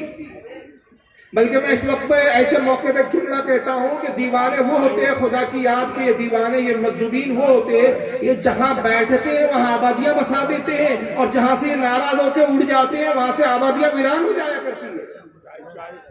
तो ये आबादी के मोहताज नहीं होती, आबादी इनकी मोहताज होती है। अब बहरहाल उसको तलाश कर रहे हैं, एक दिन पूरा गुजर गया, बहलुल दाना का पता नहीं चला, दूसरा दिन तलाश किया तो दोपहर के वक्त बहलुल दाना एक टीले पे नजर आया, वही मिट्टी के टूडे हैं, वही मिट्टी का टीला है, बहलुल दाना वही कुछ तरह झोपड़ियां बना है। बादशाह ने देखा, खुश हो गए, बग्घी से उतरे, सलाम किया। हजरत ने फिर उसी तरह जवाब दिया, कहा हुजूर आप क्या कर रहे हैं? कहा देखता नहीं बादशाह, महल बना रहे हैं। कहा हुजूर एक महल हमें भी अता कर दीजिए, कीमत देनी होगी। कहा हुजूर कीमत देने के लिए फकीर तैयार है, बताए क्या कीमत है? कहा बादशाह इस महल की कीमत तेरी पूरी हुकूमत। कहा हुजूर ताज्जुब की बात है, परसों के रोज आपकी कनीज, आपकी खातिमा मलका जो है मलका आलिया ने आप ही से महल खरीदा, 1 दिरहम में आपने महल फरोख्त कर दिया, और आज 1.5 दिन में इतनी कीमत बढ़ गई। ये क्या आज हालत ये है कि आप जो है पूरी हुकूमत मांग रहे हैं? बहलुल दाना जवाब देते हैं कि बादशाह सुनो, तेरी बीवी को 1 दिरहम में जो महल दिया गया था और तुझे से हुकूमत का मुतालबा, फर्क ये है कि वो बगैर देखे उसने सौदा किया था, तू तो महल देखकर आ रहा। तो इस वाक़े से तो बातें पता चली कि अल्लाह के ये मज़दूबीन औलिया वो होते हैं जो चलते जमीन पर हैं लेकिन सौदे जन्नत के किया करते हैं, जन्नत के सौदे लोगों को करवाया करते हैं। और दूसरी बात ये पता चली कि औलिया अल्लाह की जमात वो होती है कि जो बगैर आजमाए हुए इनके हाथों पर अकीदत के सौदे कर लिया करते हैं, वो कामयाब होते हैं। और जो आजमाइशों में पढ़ते हैं, यहाँ भी आजमाइश में पढ़ते हैं और वहां भी आजमाइशों में पढ़ते हैं। औलिया की मोहब्बत यह है कि जिसको दलील नहीं, मोहब्बत के लिए दलील की जरूरत नहीं होती, इश्क के लिए दलील की जरूरत नहीं होती, मोहब्बत का होना शर्त होता है। तो बहरहाल यहाँ मजदूबीन पर भी इनका एक एतराज था, बल्कि यहाँ तक एतराज है, आपको हैरानी होगी कि सरकार गरीब नवाज हिंदुस्तान तशरीफ लाए। चलिए ये तो आम वलियों की बात हो रही थी, इनको सुल्तानुल हिंद पर भी एतराज है, और शायद इसलिए इनको सुल्तानुल हिंद पर एतराज है कि ये यहूदियों की नस्लों के हैं, यहूदियों का मिशन बढ़ाना चाहते हैं। तो इनको प्रॉब्लम ये हो जाती है कि यार गरीब नवाज ने इतना इस्लाम फैला दिया और आज उनके करोड़ों अरबों अकीदतमंद है, तो हमारा फिर वो कुफ्र का मजहब कैसे चलेगा? तो जिसने इस्लाम लाया उसके खिलाफ बोलो, उससे दुश्मनी करो ताकि उसकी अकीदत दूर हो जाए दिलों से, तो नतीजा ये हुआ कि हम अपनी तरफ जज्ब कर सके। तो अब ऐसी ऐसी बातें की गई, जरा सुनिए आप।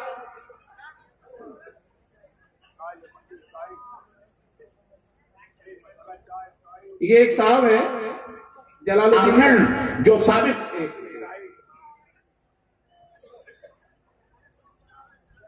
मौलाना जलालुद्दीन कासमी साहब है, जरा सुनिए इनको। आप देखो ये सामने नबी की कब्र है, सलाम करो, सलाम भेजो। देखो यहाँ ऐसा होता है, हम दुआ देते कहा कि सलाम कर मेरे बच्चे, कहा गया सलाम वालेकुम या सय्यिदुल मुरसलीन, सलाम हो तुम पर है सय्यिदुल मुरसलीन। कब्र से आवाज आई वालेकुम सलाम या सुल्तान हिंद। पीरा नबी परम मुरीदा नबी प्राण, हीरो नहीं उड़ते हैं मुरीदों को। मन गलत है, आप अपने नस्ल दर नस्ल अपने बाप दादाओं से यही सुनते आ रहे हैं कि सरकार गरीब नवाज रोजे रसूल पर हाजिर हुए, सलाम किया, रसूलुल्लाह का जवाब आया, हुजूर ने गरीब नवाज को हुक्म दिया कि जाओ हिंदुस्तान तबलीग करो। मैंने भी अभी यही बयान किया। ये कहते हैं ये वाक़या गड़ा हुआ है, मन घड़त है। वजह क्या है कि हदीस रसूल के खिलाफ है। और हदीस क्या पेश की इन्होंने? वही वहाबी वाला अकीदा। वजह ये है कि जिनको ये मानते हैं ना अपना बड़ा, इब्न तैमिया, मोहम्मद इब्न अब्दुल वहाब नजदी, इन सब के अकीदे थे कि रसूलुल्लाह मरकर मिट्टी में मिल चुके हैं। बल्कि इब्न तैमिया ने तो माज़अल्लाह किताबुल वसीला जो किताब लिखी है उसमें ये तक लिखा कि हुजूर की कब्र पर जो ये बास सूफिया दावा करते हैं कि हम गए सलाम किया, कब्र से हुजूर की आवाज आई, ये झूठे सूफी होते हैं। बास कहते हैं कि कब्र फटी, हुजूर कब्र मुबारक से तशरीफ लाए, मुलाकात की, ये झूठे मनगढ़ंत किस्से गढ़ने वाले झूठे सूफी है। हुजूर अपनी कब्र से नहीं आ सकते, हुजूर की कब्र से आवाज नहीं आ सकती, बल्कि वो शैतान होता है जो हुजूर की आवाज में जवाब देता है। ये किताब मौजूद है मेरे पास। जब इनके बड़े ने यह अकीदा बनाया तो उस अकीदे को निभाने के लिए छोटे भी चल पड़े, तो पूरी तारीख का ही इनकार कर दिया कि गरीब नवाज को ना कोई कब्र से आवाज आई, जवाब दिया, ना तबलीग का हुक्म हुआ। कहानी बनाई भी, बल्कि मामला क्या है, फारसी का एक मकोला और एक उन्होंने जुमला पढ़ लिया कि पीर लोग नहीं उड़ते, मुरीद लोग उनको उड़ाते। और फिर दलील क्या दी कि हदीस पाक में हुजूर फरमाते कयामत से पहले सबसे पहले मेरी कब्र फटेंगी, मैं कब्र से बाहर आऊंगा, सबसे पहले मैं हश्र के मैदान में हाजिर होऊंगा। तो जब कब्र की फटेंगी आखिरत के बाद कयामत के दिन, उससे पहले कब्र फटेंगे नहीं, तो उससे पहले जब कब्र नहीं फट सकती तो आवाज भी नहीं आ सकती। यानी मारे ईट कहीं की ईट कहीं का रोड़ा, हानवती ने कुंभाजोड़ा वाली बात। मौलवी साहब एक मकसूद बात है, मकसूद ये है कि हुजूर सल्लल्लाहु अलैहि वसल्लम ये खुसूसियात अपनी बता रहे कि कयामत के दिन जो सारे अव्वलीन और आखिरीन सारे मुर्दे उठाए जाएंगे और उन तमाम मरने वालों में जो कब्र से उठेंगे सबसे पहले मैं अपनी कब्र से बाहर तशरीफ लाऊंगा। उससे ये कहीं उस हदीस से ये साबित ही नहीं होता है कि उससे पहले हुजूर कब्र से नहीं आ सकते या हुजूर की आवाज कब्र से बाहर नहीं आ सकती, ये नहीं साबित होता। बस एक रिवायत को सुनाऊंगा, रिवायत बहुत सारी है लेकिन वक्त नहीं है। रिवायत क्या है? रिवायत ये है हजरत अली रजी अल्लाह ताला ने इस हदीस के रावी है। रावी कौन है?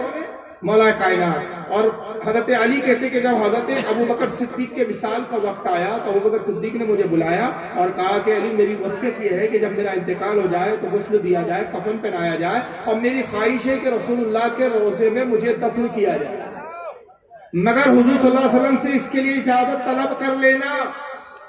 अगर इजाजत मिले तो दफन करना, इजाजत ना मिले तो दफन मत करना। हजरत अली फरमाते हमने वसीयत के मुताबिक वैसा ही अमल किया, गुस्ल दिया, नमाज जनाजा पढ़ाई गई और उसके बाद हम जनाजा लाए। हजरत अली कहते मैं वो पहला फर्द था जो सबसे आगे आया, हुजूर का रोज़ा है, रसूल का दरवाजा बंद था और आने के बाद मैंने रसूलुल्लाह की बारगाह में अर्ज किया, कुल तो या रसूलुल्लाह सल्लल्लाहु अलैहि वसल्लम हाज़ा अबू बकर मुस्ताज़िन, कहा कि या रसूलुल्लाह ये अबू बकर सिद्दीक है, आपके रफ़ीक़ गार है और आपकी कब्र पाक के पहलू में, आपके पहलू में दफन होने की इजाजत चाहते। मौला कायनात फरमाते फराअयतुल बाबा कद तफ्तहा, खुदा की कसम मैंने अपनी आंखों से देखा कि रोज़े रसूल का दरवाजा खुद ब खुद खुल गया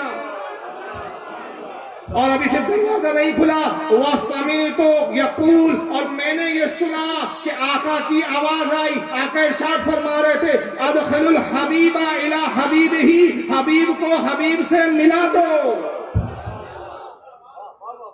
यह हदीस नहीं मिली बेचारों को, हालांकि इसको इमाम फखरुद्दीन राजी ने तफसीर कबीर में लिखा है, इब्न असाकिर ने तारीख दमिश्क कबीर में लिखा है। और अगर सूफिया की बात करूं तो मखदूम अशरफ जहांगीर सिमनानी ने लताइफ अशरफी में लिखा है, इमाम इब्न हजर अस्कलानी ने लिसानुल मीज़ान में लिखा है, अल्लामा सहवी ने इसको अपनी किताब जो है अल्लामा ज़हबी ने इसको अपनी किताब में लिखा है सिराजुल इलामुल नुबाला में, इमाम बुरहानुद्दीन हलवी ने सीरतुल हलविया में लिखा है, इमाम अब्दुल रहमान जामी ने अपनी किताब नफातुल उन्स के अंदर लिखा है, इमाम सुयूती ने अल खसाइसुल कुबरा में लिखा है, शाह अब्दुल अजीज मुहद्दिस दहलवी ने इसको अपने फतावे अजीजिया में लिखा है, हत्ता के बड़े बड़े मुहद्दिसीन ने इसको अपनी अपनी किताबों में लिखा, मगर किसी किताब में इनको नहीं आया कि भाई जब अबू बकर सिद्दीक के लिए रसूलुल्लाह की आवाज आ सकती है तो गरीब नवाज के लिए आवाज क्यों नहीं आ सकती। लेकिन इनकार करना है असल में मकसद ये है, और इनकार करके सिर्फ ये तौहीन करना है कि नहीं साहब ऐसा कुछ हुआ ही नहीं, ये सब हुआ है। बल्कि यहाँ तक के कि नौज़ुबिल्लाह तबलीग का जो मजाक है वो भी कैसे उड़ाया जाता है। अंदाजा लगाओ ये गरीब नवाज का मजाक नहीं उड़ाते, ये अल्लाह के वलियों का और दोस्तों का मजाक उड़ाते हैं। इस ताल्लुक से 3 मौलवियों को जरा देख लीजिए और उसके बाद फिर मैं कुछ मुतालबे उसके हिसाब से बता कर मैं गुजर जाऊंगा। दुरूद शरीफ पढ़े आप, अल्लाहुम्मा सल्ली अला, अब जरा सुनिए सल्लल्लाहु अलैहि वसल्लम। पहचानते हैं इन साहब को? एडवोकेट फैज साहब, इधर सुनिए की जाना था। तो ये 15 सहाबी तो 90 करोड़ और 90 करोड़ की ताकत रखता है, और एक नबी तो खाली ऐसा देख ले तो जितनी दुनिया तक इंसान ईमान में आ जाना चाहिए। दूसरा 90 लाख। अबू जहल पड़ोसी रहा लेकिन बेचारा 9 साल 10 साल तक ईमान नहीं लाया, मर गया, मर खप गया जो बदर। कैसे कैसे किससे बयान करने वाले सुनो। तो मैं समझता हूँ कि अगर एक वली 90 करोड़ कर सकते, 90 लाख कर सकता है, तो एक सहाबी तो 90 करोड़ की ताकत रखता ही होगा, 10 टाइम्स तो ताकतवर होंगे उनसे। कुछ समझ में आई बात आपके?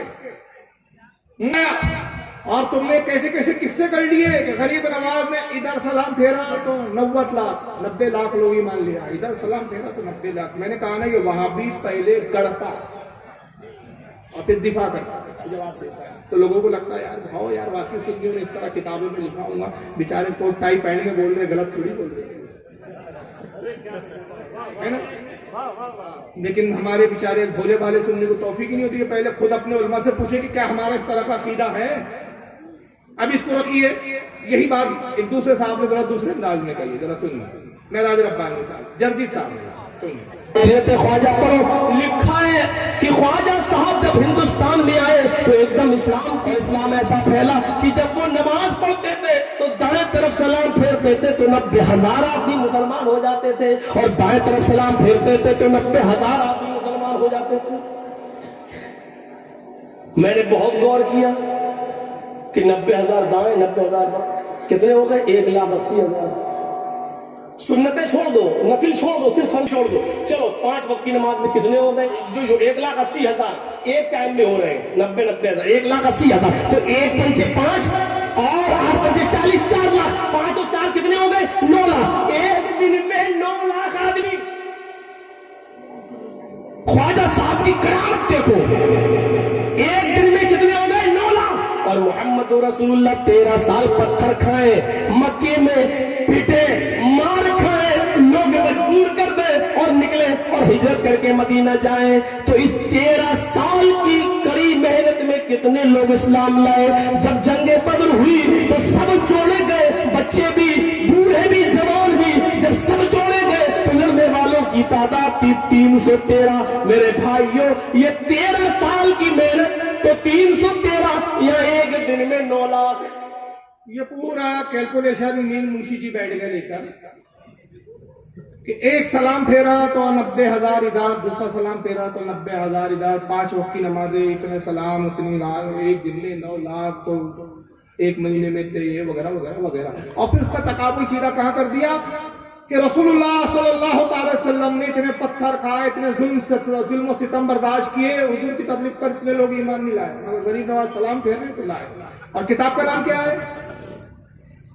अरे यार हवाला दिया ना बेचारे ने, हाँ? सीरत ख्वाजा पढ़िए, मिलती कहाँ है? हाजी अली पर। बेगैरत बेशर्म हिजड़े को, इससे अच्छे अल्फाज नहीं मेरे पास। आज 10 साल से बोल रहा हूं कि कौन सी किताब है, हमें तो दिखा, कहां लिखा है? तो एडवोकेट फैज को बोल रहे किताब तो दिखा, कहां लिखा है? पहले तुम मक्कारों मिंबर पर बैठ के, अव्वल तो तुम्हारा मिंबर भी नहीं है, मिंबर इबलीस पर बैठकर तुम अपने बाप की सुन्नत ऐसी अदा कर रहे हो कि तुम्हारा बाप इबलीस हैरान है कि इतना झूठ तो मैंने भी नहीं बोला था जितने मेरे बच्चे बोलते हैं। तुम वहां पर मसनद पर, अपने इबलीसी मसनद पर बैठ कर तुम पहले किस्से गढ़ते हो, फिर सुन्नियों पर फिट करते हो, फिर उसके जवाब देते हो।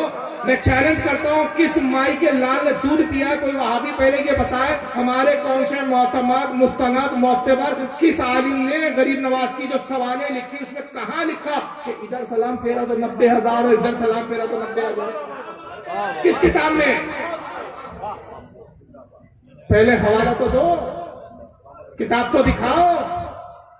लेकिन मक्कारी क्या है? वहाबियत ऐसे पनप रही है, ये ऐसे मक्कारियों से वहाबियत, सुन्नी भोले सुन्नी के पास जाते हैं, ये मौलवी की तकरीर सुनाएंगा वहां पर, देखो हमारे मौलाना ने तुम्हारे बारे में बोला है सुन्नियों के, देखो मोबाइल खोल के। अब बेचारा सुन रहा है, वो तो समझ रहा है भाई मिंबर पे बैठा है, टोपी लगी है, मौलाना है, इधर भी हजरत लगा है, उधर भी हफजुल्लाह लगा है, 2-2 तुक्कों के बीच तो नाम लिखा हुआ है, टोपी है, अल्लामा है, मौलाना है, और चतुर्वेदी है, खुद ही बोलता है कि मुझे आजकल लोग चतुर्वेदी भी बोल रहे हैं, तो हरकत ऐसी करेगा तो चतुर्वेदी भी बोल रहे हैं। तो अब ये नाम अलकाबात, भाई मौलाना झूठ नहीं बोल सकता। उस बेचारे बोले सुन्नी को क्या मालूम कि जो वीडियो ये वहाबी मुझे गुमराह करने के लिए दिखा रहा है, ये इब्लीस के मेंबर पे बैठ के झूठ गढ़ रहा है, हमारे किसी आलिम ने ऐसा लिखा ही नहीं। वो बेचारा कंफ्यूज हो जाता है, बोलता हो यार मौलाना बोल रहे सच है, ऐसा कैसा लिख दिया यार बरेली के उलमाओं ने कि भाई इधर सलाम फेरा तो 90,000, इधर सलाम फेरा तो 90,000, एक नमाज में इतना, तो 2 नमाज में इतना, 3 नमाज में इतना, रसूलुल्लाह की तबलीग पर तो इतने इस्लाम ही नहीं लाए यार, ये सब किससे है यार, गढ़ दिए। वो चला हो गया, सुनियत से बदजन होकर बात दिया। लेकिन सवाल यह है कि हमारे किसी आलिम ने ये बात, हमारे उलमा ने क्या लिखी कि गरीब नवाज ने जो कुल तबलीग का मिशन चलाया, कुल जो तबलीग की अपनी पूरी जिंदगी में, पूरी जिंदगी में एक तखमीना है, एक अंदाजा है कि 90 लाख लोग आपके हाथ पर इस्लाम कबूल करे, और वो 90 लाख लोग जो इस्लाम लाए वो सिर्फ हिंदुस्तान नहीं है। आप जब संजर से निकले तो बगदाद गए, वहां भी आपने दीन फैलाया। बगदाद से आप समरकंद आए, बुखारा आए, आप वहां से होते हुए लाहौर होते हुए हिंदुस्तान आए, तो कई इलाकों में आपने सैर सियाहत की और तबलीग करते रहे। ये कुल तबलीग पर जो आपके इस्लाम लाने वालों की तादाद है वो कुल है 90 लाख। सलाम फेरने पर नहीं है सिर्फ, समझ रहे हैं आप, ये बात को याद रखिए। और इस पर भी फिर एक एतराज किया जाता है, महराज रब्बानी ने एतराज किया, कहा कि हिंदुस्तान की आबादी उस वक्त 90 लाख थी कि जो इस्लाम 90 लाख लोग ले आए, और अगर 90 लाख लोग ले आए तो फिर आज तो एक भी हिंदू नहीं होना चाहिए, एक भी गैर मुस्लिम नहीं होना चाहिए। बात देखिए समझ में आती है। हाँ यार, गरीब नवाज के मिसाल को आज 900 साल हो गए हैं, और फिर तबलीग का पहले का कुछ और अरसा पकड़ लो, यानी 950 साल एक मोटा मोटा पकड़ ले आप। 950 साल पहले हिंदुस्तान की आबादी तो 90 लाख भी नहीं रही होंगी यार, तो 90 लाख लोग कैसे इस्लाम ले आए? ये महराज रब्बानी का इतराज किया, वीडियो है इसका, और उसका जवाब मैंने दिया है। तकरीर है मेरी, ख्वाजा के गुस्ताख उसका नाम है, नेट पे सुन लीजिएगा। जवाब यह है कि मैंने कहा इनकी जहालत यह है कि बेचारे ये आज का हिंदुस्तान का नक्शा देख के अंदाजा लगा रहे हैं। ये कौन सा हिंदुस्तान देख रहा है? वो आज का हिंदुस्तान जो 15 अगस्त के दिन लगा के सारे जहां से अच्छा हिंदुस्तान पढ़ा जा रहा है। ये गरीब नवाज के दौर का ये हिंदुस्तान नहीं है। हम गरीब नवाज 900 साढ़े 900 साल बाद पहले के जिस हिंदुस्तान की बात कर रहे हैं उसमें पाकिस्तान भी शामिल है, उसमें बांग्लादेश भी शामिल है, उसमें श्रीलंका भी शामिल है, उसमें अफगानिस्तान भी शामिल है, उसके अंदर काबुल भी शामिल है, उसमें ईरान के भी इससे शामिल है, और ये पूरा नक्शा मिला के एक बहुत बड़ा अहाता होता है। हम उस हिंदुस्तान की बात कर रहे हैं, वहां बड़ा आज का हिंदुस्तान दिखा के गुमराह कर रहा है। ये देखिए, अब तीसरे देखो झूठों का जो होता है ना, फिरका चूंकि झूठा है। 2 मौलवी कह रहे थे इधर सलाम फेरा तो 90,000 और उधर सलाम फेरा तो 90,000। अब तीसरे झूठे मौलवी को सुन लीजिए आप, एक ही जमात के सभी। कि हमारे यहाँ जो मुल्कों में ये कहते हैं कि जी ख्वाजा अजमेरी ने पता नहीं इधर सलाम फेरा तो 90,000 मुसलमान हो गए, कि जी ख्वाजा अजमेरी ने पता नहीं इधर सलाम फेरा तो 90,000 मुसलमान हो गए, और इधर सलाम फेरा तो 90 करोड़ इधर 1,000 मुसलमान हो गए। इस तरह सूफियों ने, आपने ध्यान नहीं दिया। देखिए बस थोड़ा सा रिवर्स करूंगा, बस नहीं पकड़ना पड़ता है। चोर ऐसे ही पकड़े जाते हैं। पुलिस को चोर पकड़ने के लिए सिर्फ एक सबूत चाहिए, पूरा चोर नहीं चाहिए। एक भी सुराग मिल जाए ना तो पूरा चोर खुद ही पकड़ में आ जाता है। छोटा सा एक सुराग चाहिए, ये चोर ऐसे पकड़े जाते हैं। 90 करोड़ इधर 1,000 मुसलमान हो गए। इस तरह सूफी 90,000 मुसलमान हो गए, कि जी ख्वाजा अजमेरी ने पता नहीं इधर सलाम फेरा तो 90,000 मुसलमान हो गए, और इधर सलाम फेरा तो 90 करोड़ इधर 1,000 मुसलमान हो। 90 इधर सलाम फेरा तो 90,000, इधर फेरा तो 90 करोड़। अब मैं इससे पूछता हूं, हमारी किसी किताब में नहीं है, तूने कहां पढ़ा वो बता के। वो हिंदुस्तान का कौन सा मैदान था जहां 90 करोड़ 90 लाख लोग एक मैदान में जमा थे, और वह गरीब नवाज नमाज पढ़ रहे थे, सब इंतजार में थे सलाम फेरे के कलमा पढ़े। तू हिंदुस्तान बता मैदान।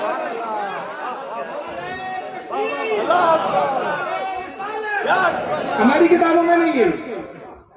तुम झूठे मक्कार, तुम्हारा फिरका झूठा। तू बताओ कौन सा मैदान है? आज भी हिंदुस्तान के बड़े से बड़े मैदान में 90 लाख लोग जमा नहीं हो सकते। मोदी जी ने जो अभी अहमदाबाद में एशिया का सबसे बड़ा जो मैदान है, ग्राउंड बनाया ना, वहां भी दावा जो उनका है वो ये है कि 40 लाख जमा हो सकते हैं। 40 लाख से, जहां पे भी ट्रंप को बुलाया था कोरोना से पहले, वहीं से कोरोना देखे गए 50 तो वो अपनी मोदी करा के गए है, और ये वो अपने ट्रम्प करा के गए। अब की बार ट्रम्प सरकार, अब क्या भी चल रहा है। तो आज भी इतना बड़ा मैदान नहीं है। तो वो कौन सा मैदान था महराज रब्बानी साहब? 90 करोड़ इधर बैठे हुए थे, 90,000 ये बेचारे 90,000 बिरादरी के बाद क्यों थे? ये 90 करोड़ के साथ मिलकर बैठे हुए थे, और इंतजार में गरीब नवाज लोग बैठे हैं सलाम फेरे इधर, तो ये फट से कलमा पड़े इधर। हमारी कौन सी किताब में लिखा है? नहीं लिखा है। अब मैं 3 झूठ दिखा देता हूं।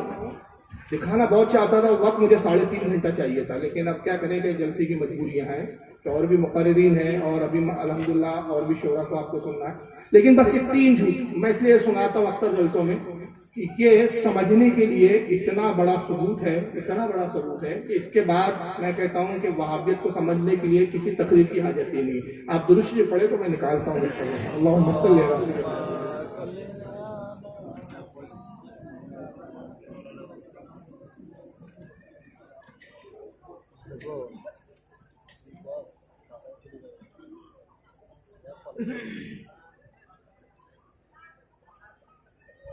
देखिए जरा, बहुत गौर से सुनिएगा।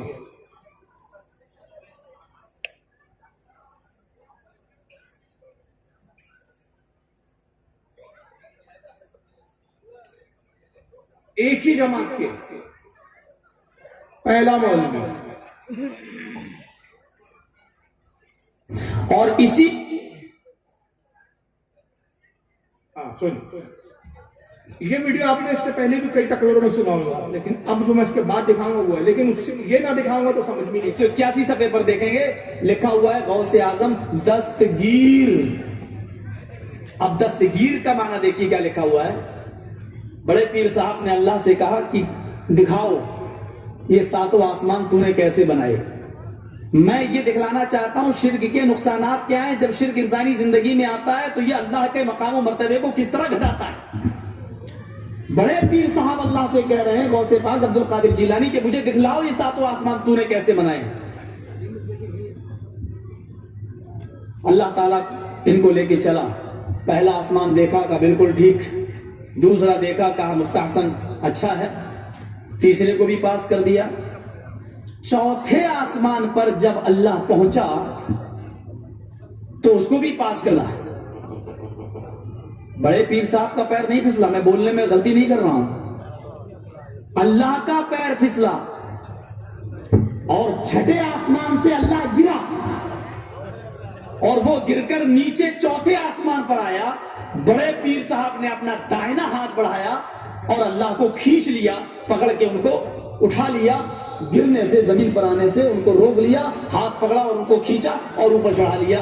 उस दिन से उनका नाम पड़ गया दस्तगीर, हाथ बढ़ाकर अल्लाह को खींचने वाला।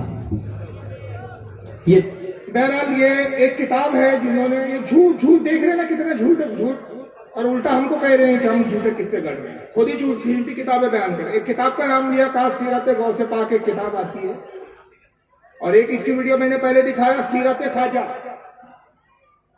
इसी तरह की किताबों में फर्जी नाम लेके किससे सुनाता है और लोग इस पे यकीन कर लेते हैं। और इसका मकाम क्या है मौलवी साहब का, मैं यहाँ रोक रहा हूँ, थोड़ा सा एक मकाम दिखा देता हूँ। हजरत आपके लिए भी बड़ा ताज्जुब की बात होगी, ऐसा नाजी में जलसा तो आपने भी जिंदगी में नहीं देखा होगा। जो इतना बड़ा झूठा है मौलवी जर्जीस, एक झूठी किताब जिसका वजूद नहीं, उस किताब में ऐसा कोई वाकया नहीं, ऐसा किसी सुन्नी आलिम ने लिखा नहीं। सीरत गौस पाक किताबें कहता है हाजी अली पे मिलती है, थोक के भाव मिलती है, कीमत भी ज्यादा नहीं है, 75 रुपए कीमत है। ये पहली के लिए गुजर गई, वक्त के लिए मैं शॉर्टकट दिखा रहा हूँ। उस किताब में एक वाकया ये भी लिखा हुआ है, इसके सफा नंबर 183 पर, कि अल्लाह ने, गौस पाक ने अल्लाह से कहा कि तूने आसमान कैसे बनाए मुझे दिखा। गौस पाक को अल्लाह आसमान पे ले गया, पहला दूसरा आसमान दिखाया, छठे आसमान से अल्लाह का पैर फिसल गया। कहां से पैर फिसला अल्लाह का, ये याद रखिएगा बकौल इनके। कहां से फिसला? छठे आसमान पे। आसमान की बात हो रही है। अल्लाह गिरा, गौस पाक ने हाथ बढ़ाकर गौस पाक ने अल्लाह को गिरने से बचा लिया, उस दिन से नाम पड़ गया दस्तगीर। ये झूठे मौलवी का मकाम भी जरा सुन लीजिए, इसके जमात का। ये भी बोलने वाला मौलवी है, ये जो बोल रहा है ये कोई आम आदमी नहीं है। मौलवी जरा तारीफ में देखिए क्या जुमले, किसी नाजी में जलसा ने आज तक किसी मुकर्रिर के बारे में ऐसी तारीफ नहीं की होगी। और जब हमारे नाजी में जलसा हमारे उलमा की तारीफ करते हैं तो वहां बड़े शोर मचाते हैं कि देखो साहब कितना बड़ा चढ़ा के मुबालगा करते हैं जलसे के अंदर, जरा अपने घर का भी जायजा ले। जरा सुनिए इसी मरबूत झूठे की तारीफ क्या कर रहा है ये मौलवी, सुनिए भी। देखता हूँ मौलाना जर्जी साहब के तकरीर के बाद कितने लोग हैं, कितने मोहब्बत रखने वाले हैं कि जाओ मौलाना का आने जाने के खर्च के बराबर पैसा आप देके जाएंगे। अगर नहीं देके जाते हैं तो इससे बढ़कर इस्लाम की बेइज्जती और क्या होगी। अगर यहाँ भी रोक रहा हूँ, जाहिल मौलवी है, जर्जिस के साथ पढ़ा हुआ है। तारुफ बताया जर्जिस और हम एक ही मदरसे में पढ़े, मदरसे के लिए चंदा जमा हो रहा है, कहता है कि मौलाना जर्जिस के नाम से चंदा दो, इतना तो दे दो कि उनके आने जाने का खर्चा निकल जाए, और अगर इतना भी चंदा नहीं दिया तो इस्लाम की बेइज्जती हो जाएगी। मनुष्य के चंदा ना देने से इस्लाम की कौन सी बेइज्जती हो जाएगी। चलो अभी इस पर मेरा एतराज नहीं है, इसको नजरअंदाज करते निकल गया भाई, सबकत लिसान है। आगे देखिए इसकी मक्कारी। अगर नहीं देखे जाते हैं तो इससे बढ़कर इस्लाम की बेइज्जती और क्या होगी।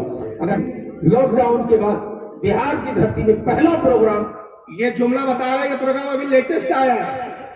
हाँ, ये बोल के नहीं ये पुराना तौबा कर लिया, अभी तक तौबा नहीं हुई है इससे। इतना बड़ा प्रोग्राम पूरे बिहार में 2020 से लेकर 21 का ये पहला है। 2020 में प्रोग्राम नहीं हो सका था। मैं आपसे ही गुजारिश करके जाना चाहता हूँ आपके सामने अब शहंशाही खिताबत हजरत मौलाना मोहम्मद जर्जी साहब चतुर्वेदी इटावा यूपी तशरीफ ला रहे हैं।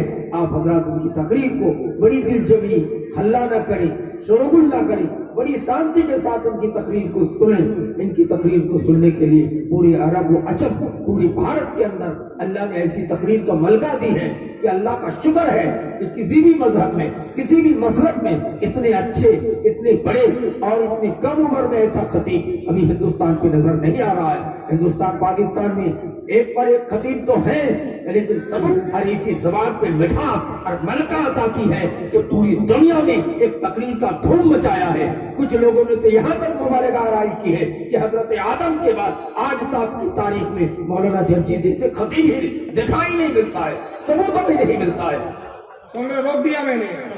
आदम अलैहिस्सलाम से लेकर आज तक ऐसा खतीब ही पैदा नहीं हुआ।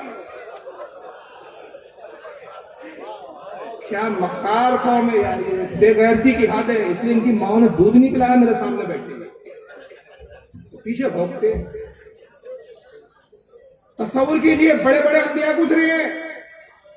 अरे दाऊद अलैहिस्सलाम ऐसे नबी गुजरे हैं कि जब वो कलाम करते थे तो दरिया का पानी ठहर जाता था, आसमान के परिंदे रुक जाते थे, दिलों पे वो असर करता था। और यहाँ तक के शाह अब्दुल हक मुहद्दिस दहलवी रहमतुल्लाह अलैह ने लिखा अपनी मकतूबात में, शाह अब्दुल हक मुहद्दिस दहलवी की भी मकतूबात है फारसी में, जो आपने हजरत बाकी बिल्ला रहमतुल्लाह अलैह को खुतूत लिखे हैं, अल्हम्दुलिल्लाह मेरे पास असली नुस्खा है। उसमें एक जगह वो बयान करते दाऊद अलैहिस्सलाम का जिक्र करते हुए कि उनकी मजलिस जब होती, आप खौफ इलाही में खिताब करते, आलम ये होता है कि कई जनाजे निकला करते थे, उनकी जबान की तासीर नहीं होती थी। मोहब्बत इलाही में लोग रूहों को जो है उनकी रूहें निकल जाती थी।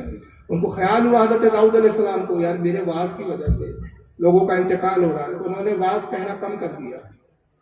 अल्लाह ने वही भेजी है, दाऊद अपने वाज की मजलिसों को वैसे ही बरकरार रखो। तुम क्या समझते हो कि जो रूहें निकलती है, जिनका इंतकाल होता है, तुम अपने आप को मुजरिम समझते हो? नहीं, ये मेरी मोहब्बत में तुम्हारी तकरीर को सुनकर जब जान देते हैं, मैं इनका ना हिसाब लेता हूँ ना किताब लेता हूँ, जन्नत में दाखिल कर देता हूँ।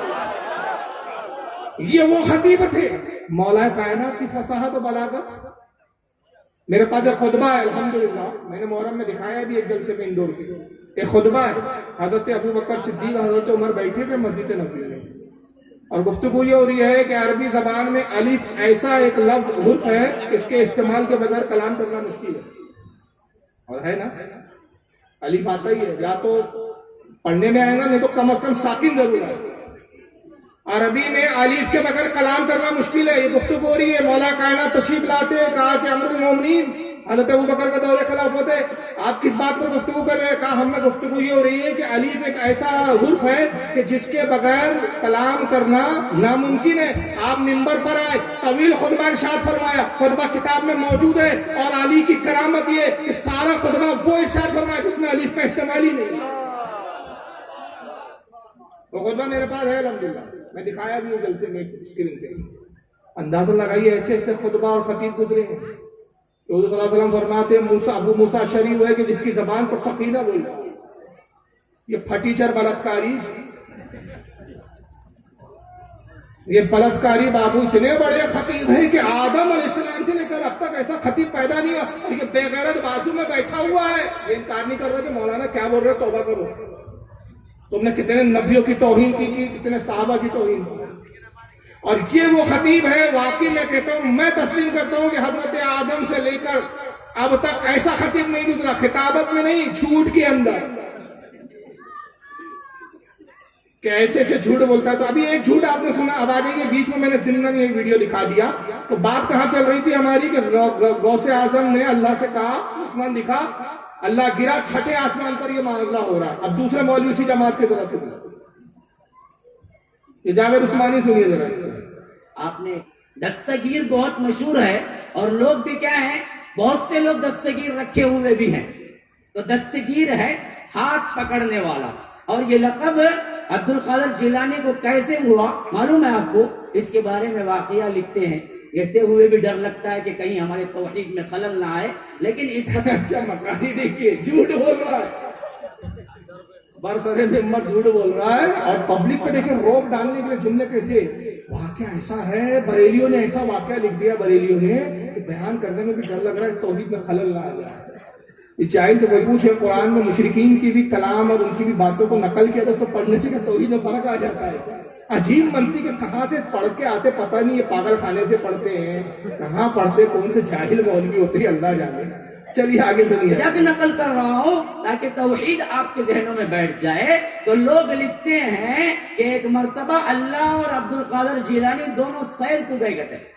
हाँ, सैर, बाग में टहलते टहलते नाऊज़ बिल्लाह सुम्मा नाऊज़ बिल्लाह, अल्लाह का पैर फिसला करते, अब्दुल कादिर जिलानी पकड़ को उठाए करते। हाँ, समझ रहे हैं? जर्जी साहब ने कहां से गिराया अल्लाह को? माज़अल्लाह, ये बाग में ले गए। जमात एक ही है, मौलवी देखते जाइए। मैंने कहा था ना जुमला कि इब्लीस दांतों में उंगली डालता है। मेरे बच्चों इतनी तरक्की कर ली, इतनी तरक्की का तो तस्वुर मैंने नहीं। ये बाग में ले गए, ये बाग में ले गए। अब तीसरे उसी जमात के कस्साब को सुनिए। हैरान होता हूं, इंडिया में छपी। अच्छा मजेदार बात देखो, मैं वीडियो नहीं दिखा पाऊंगा, वक्त हो रहा है। जर्जिस कहता है पाकिस्तान में छपी हो किताब, और पाकिस्तान का मुल्ला बोलता है इंडिया में छपी। मक्कारियां देखिए फिरके की, ताकि बेचारा हिंदुस्तान वाला बोले अरे पाकिस्तान में छपी कहां से लाओ, और पाकिस्तान वाला सोचे भाई इंडिया में छपी कहां से लाओ। लेकिन इन बेगैरतों को नहीं मालूम कि इंटरनेट ने उलमा अवाम पूरे दुनिया को ग्लोबल वेज में ऐसा तब्दील किया कि आज अल्हम्दुलिल्लाह इसी इंटरनेट की बरकत है कि पाकिस्तान के उलमा से भी कांटेक्ट है, दुनिया के तमाम उलमा से कांटेक्ट है। अगर वहां कोई इस तरह की किताब है तो वहां से हम बुला सकते हैं, पता कर सकते हैं। हमने सारा पता कर लिया, चैलेंज कर रहे, तो वो किताब तो दिखाओ जिसमें किस्सा लिखा हुआ है। किताब के ऐसे पता ही नहीं। अब सुनिए, वो पाकिस्तान इंडिया में छपी है, ये कह रहा, सुनिए। अहले हदीस की दावत के दो पहलू हैं। झूठ बोलो। एक पहलू ये है कि लोगों बंदगी सिर्फ अल्लाह की। ये झूठ बोल रहा है। अहले हदीस की दावत के दो पहलू है, पैरिस रसूलुल्लाह, माफ करना, अहले हदीस की दावत के दो पहलू है। झूठ बोलो, सऊदिया की चाटो, इसके अलावा कोई पहलू नहीं। सारा मजहब रियाल, जितना झूठ बोलेंगे आका उतना खुश हो। और ये झूठ क्यों बोलते हैं? आकाओं से ज़कात लेने के लिए बताते हैं इस तरह की तकरीरें। वहां देखो हिंदुस्तान में कितनी जहालत फैली हुई है। लोग गौसे आजम को अर्शे आजम पर ले जा रहे हैं, आसमानों में ले जा रहे हैं, बागों में ले जा रहे हैं, अल्लाह को गिरा रहे हैं और गौसे पाक अल्लाह को बचा रहे हैं। ये हिंदुस्तान के बरेलियों का मजहब है। लाओ उनकी इस्लाह करना है, ज़कात दो, खैरात दो, सदकात दो, भीख दो, दो पापी पेट का सवाल है। ये सब इसलिए फंटरगिरी हो रही है। ये एक पहलू है हमारी दावत, जो मैं समझता हूं मुझसे पहले वो तबाह हजरात बखूबी इसको बयान कर चुके होंगे, मुझे दोहराने की जरूरत नहीं। मैं सिर्फ इतनी बात कहना चाहता हूं। इंडिया से एक किताब छपी, पीर अब्दुल कादिर जिलानी की सीरत, उसका नाम है सीरत गौसे आसम। सीरत गौसे आसम वो किताब छपी, उसके सफा नंबर 81 मेरे पास मोबाइल में उसका अक्स, उसका फोटो, टाइटल का भी और उस सफे का भी मौजूद है। ये मौलवी है, जाहिल को ये नहीं मालूम कि मुनाजरे की दुनिया में ये पीडीएफ बोलते हैं उसको, पीडीएफ फॉर्मेट की किताबें नहीं चलती है, मोबाइल में है वो, मतलब बनी बनाई हुई किताबें। समझ रहे ना मेरी बात को भाई? मैं कोई किताब, वो तो कंप्यूटर से सॉफ्टवेयर जो होता है ना, फोटोशॉप एक सॉफ्टवेयर आता है, इनके सॉफ्टवेयर आता है, इसके जरिए कोई भी पेज आप तहरीर करके किताबी शक्ल में बना के मोबाइल पर रख सकते हैं। ये प्रूफ नहीं बनती। प्रूफ क्या बनती है? हार्ड कॉपी बोलते हैं जिसको। ये दो कोई मुल्ला के पास नहीं है, मोबाइल में इसके पास, छप इंडिया में। और जर्जीत बोलता है मैं पाकिस्तान से लाया, और मैं 8 साल 10 साल से कह रहा हूं लाया तो दिखा, दिखाने को तैयार नहीं। बहरहाल उनकी मोबाइल में है, जरा सुनिए।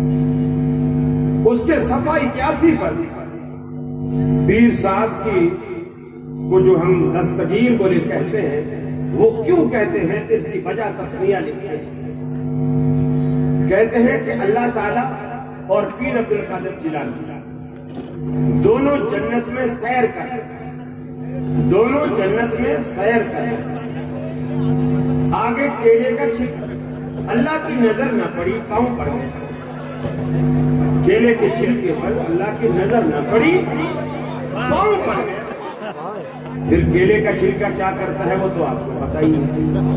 अल्लाह फिसल किया ना उसको लाबिन जाने।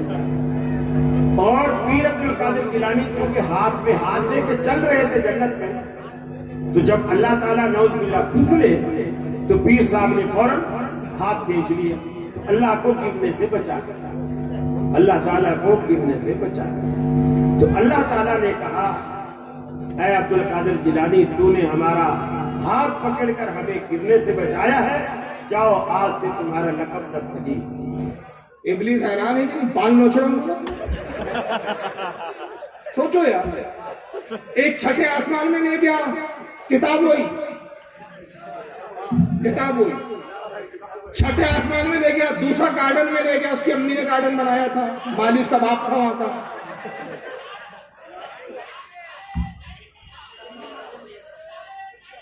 और तीसरे साहब कहा ले गए, भाई हजरत आ रहे हैं, इस्तकबाल करेंगे इंशाअल्लाह, आप थोड़ा सा तवज्जो दें, जब तक आने में थोड़ा नारे लगा लिए।